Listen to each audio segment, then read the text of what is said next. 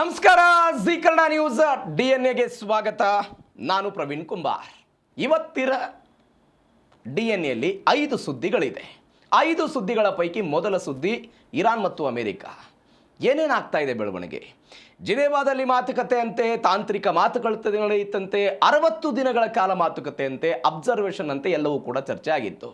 ಈ ಅಮೆರಿಕ ಅನ್ನುವಂತಹ ಒಂದು ದೇಶ ಇದೆಯಲ್ಲ, ತನ್ನ ಸ್ವಾರ್ಥವನ್ನು ಬಿಟ್ಟು ಯಾವ ಕಾರ್ಯವನ್ನು ಕೂಡ ಮಾಡಲ್ಲ ಅನ್ನೋದಕ್ಕೆ ಇದೊಂದು ಬೆಸ್ಟ್ ಎಕ್ಸಾಂಪಲ್ಲು.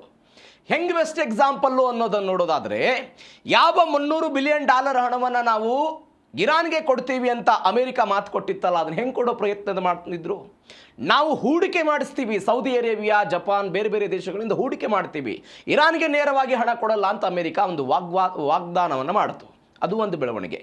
ಇದೀಗ ಒನ್ಸ್ ಅಗೇನ್ ಇರಾನ್ನ ಹಣ ಏನು ಅಮೆರಿಕಾದ ಬೇರೆ ಬೇರೆ ಖಾತೆಗಳಲ್ಲಿ ಮತ್ತು ವಿಶ್ವದ ಬೇರೆ ಬೇರೆ ಕಡೆ ಫ್ರೀಸ್ ಆಗಿದೆ, ಆ ಎಲ್ಲ ಹಣವನ್ನು ಕೂಡ ನಿಮಗೆ ನೇರವಾಗಿ ಹಣ ಕೊಡಲ್ಲ, ಅದರ ಬದಲಾಗಿ ನೀವು ಅಮೆರಿಕಾದಿಂದ ಬೇರೆ ಬೇರೆ ವಸ್ತುಗಳನ್ನು ಖರೀದಿ ಮಾಡಬೇಕು ಅಂತ ಅಮೆರಿಕ ಒಂದು ಕಟ್ಟಪ್ಪಣೆ ವಿಧಿಸುವ ಪ್ರಯತ್ನವನ್ನು ಇರಾನ್ ಮೇಲೆ ಮಾಡ್ತಾ ಇದೆ. ಇದರರ್ಥ ಆರ್ಥಿಕವಾಗಿ ನಾವು ಸಡಿಲಿಕೆ ಕೊಡ್ತಾ ಇದ್ದೀವಿ, ಆರ್ಥಿಕ ದಿಗ್ಬಂಧನಗಳನ್ನು ತೆರೀತಾ ಇದ್ದೀವಿ ಅನ್ನುವಂಥ ಒಂದು ಸಂದೇಶ. ಅದರ ಜೊತೆಗೆ ಅಮೆರಿಕಾದ ಜೊತೆಗೆ ನೀವು ವ್ಯಾಪಾರ ಮಾಡಬೇಕು ಅನ್ನುವಂಥ ಸಂದೇಶವನ್ನು ಕೊಡ್ತಾ ಇದೆ. ಹಾಗಾದರೆ ಅಮೆರಿಕದ ನಿಲುವೇನು? ಏನು ಹೇಳಿದರು ಡೊನಾಲ್ಡ್ ಟ್ರಂಪ್? ಇದೇ ಮೊದಲ ಸುದ್ದಿ, ಅಮೆರಿಕ ವರ್ಸಸ್ ಇರಾನ್.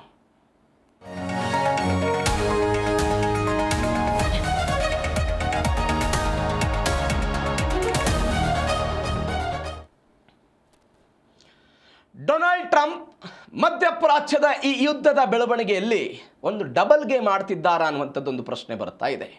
ಹೆಂಗೆ ಡಬಲ್ ಗೇಮು ಅಂತ ಹೇಳಿದರೆ, ಈ ಒಪ್ಪಂದ ಆಗಿದೆಯಲ್ಲ, ಈ ಒಪ್ಪಂದವನ್ನೇ ಬಲಿ ಪಡೆಯುವಂಥ ಹಂತ ಅದು.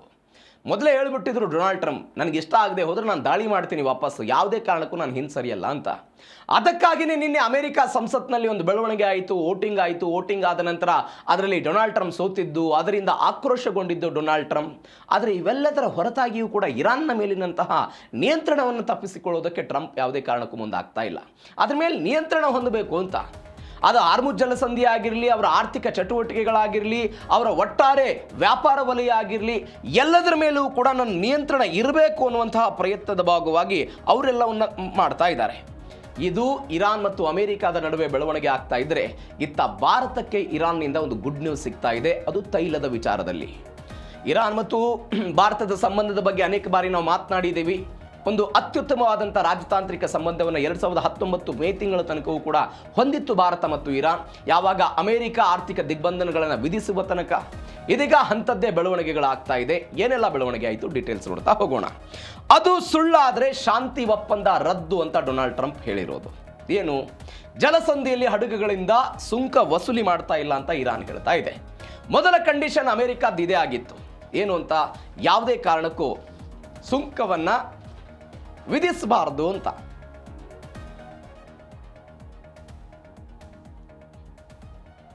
ಹಾರ್ಮುಜ್ ಟೋಲು, ಆ ಟೋಲಿನ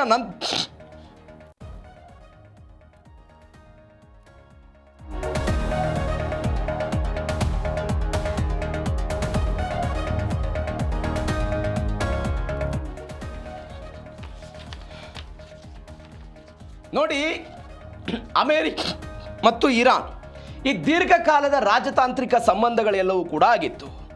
ಈ ಸಂಬಂಧಗಳಾದ ನಂತರ ಈ ದಾಳಿ ಪ್ರತಿದಾಳಿ ಎಲ್ಲವೂ ಕೂಡ ಆಯಿತು. ಇದಾದ ನಂತರ ಅವರು ಏನು ಹೇಳ್ತಾ ಇದ್ದಾರೆ, ಇರಾನ್ ನೀಡಿದಂತಹ ಸುಳ್ಳು ಮಾಹಿತಿ ಏನಾದರೂ ನಮಗೆ ಸಿಕ್ಕಿಬಿಟ್ರೆ ನಾವು ದಾಳಿ ಮಾಡ್ತೀವಿ ಅಂತ. ಈ ನೀವು ಅಮೆರಿಕದ ಬೇಡಿಕೆಗಳನ್ನು 14 ಬೇಡಿಕೆಗಳನ್ನು ನೋಡ್ಕೊಳ್ತಾ ಹೋದರೆ, ನೀವು ಪರಮಾಣು ಕಾರ್ಯಕ್ರಮದ ಬಗ್ಗೆ, ಅದಾದ ನಂತರ ಹಾರ್ಮುಜ್ ಜಲಸಂಧಿಯ ಬಗ್ಗೆ ಡೊನಾಲ್ಡ್ ಟ್ರಂಪ್ ಒಂದು ಮಾತು ಹೇಳಿದ್ರು. ಏನಂತ? ಹಾರ್ಮುಜ್ ಜಲಸಂಧಿಯಲ್ಲಿ ಯಾವುದೇ ಕಾರಣಕ್ಕೂ ಇರಾನ್ ಸುಂಕವನ್ನು ವಿಧಿಸಬಾರದು, $1 ಟೋಲನ್ನು ವಿಧಿಸಬಾರದು ಅಂತ. ಇದಕ್ಕೆ ತದ್ವಿರುದ್ಧವಾಗಿ ಡೊನಾಲ್ಡ್ ಟ್ರಂಪ್ 3 ದಿನಗಳ ಹಿಂದೆ ಮಾತನಾಡಿದ್ರು. ಏನಂತ ಹೇಳಿದ್ರು ಅವರು? ಯಾವುದಾದರೂ ಹಡಗುಗಳ ಮೇಲೆ ಇರಾನ್ ಸುಂಕ ವಿಧಿಸೋದಾದರೆ, ಇರಾನ್ನ ಮೇಲೆ ಕಠಿಣ ನಿರ್ಬಂಧಗಳನ್ನು ಇರಾನ್ ಏನಾದರೂ ಮುಂದುವರಿಸೋದಾದರೆ ನಾನು ಅಲ್ಲಿ ಸುಂಕವನ್ನು ವಿಧಿಸ್ತೀನಿ ಅಂತ. ಸುಂಕವನ್ನು ನಾನು ವಿಧಿಸ್ತೀನಿ ಅಂತ ಡೊನಾಲ್ಡ್ ಟ್ರಂಪ್ ಹೇಳಿದ್ರು. ಅಂದ್ರೆ ಲೆಬನಾನ್ ಇಸ್ರೇಲ್ ಕಾರ್ಯಾಚರಣೆ ವಿಚಾರದಲ್ಲೂ ಕೂಡ ಈ ಜಟಾಪಟಿಗಳಾಗ್ತಾ ಇದೆ. ಹೆಂಗ್ ಜಟಾಪಟಿಗಳು? ದಾಳಿ ಮಾಡಬಾರದು ಅಂತ ಹೆಜ್ಬುಲ್ಲಾದಿಗೆ ನೀವು ಒತ್ತಡ ಹೇರಬೇಕು ಅಂತ ಯಾರು ಹೇಳ್ತಾ ಇದ್ದಾರೆ?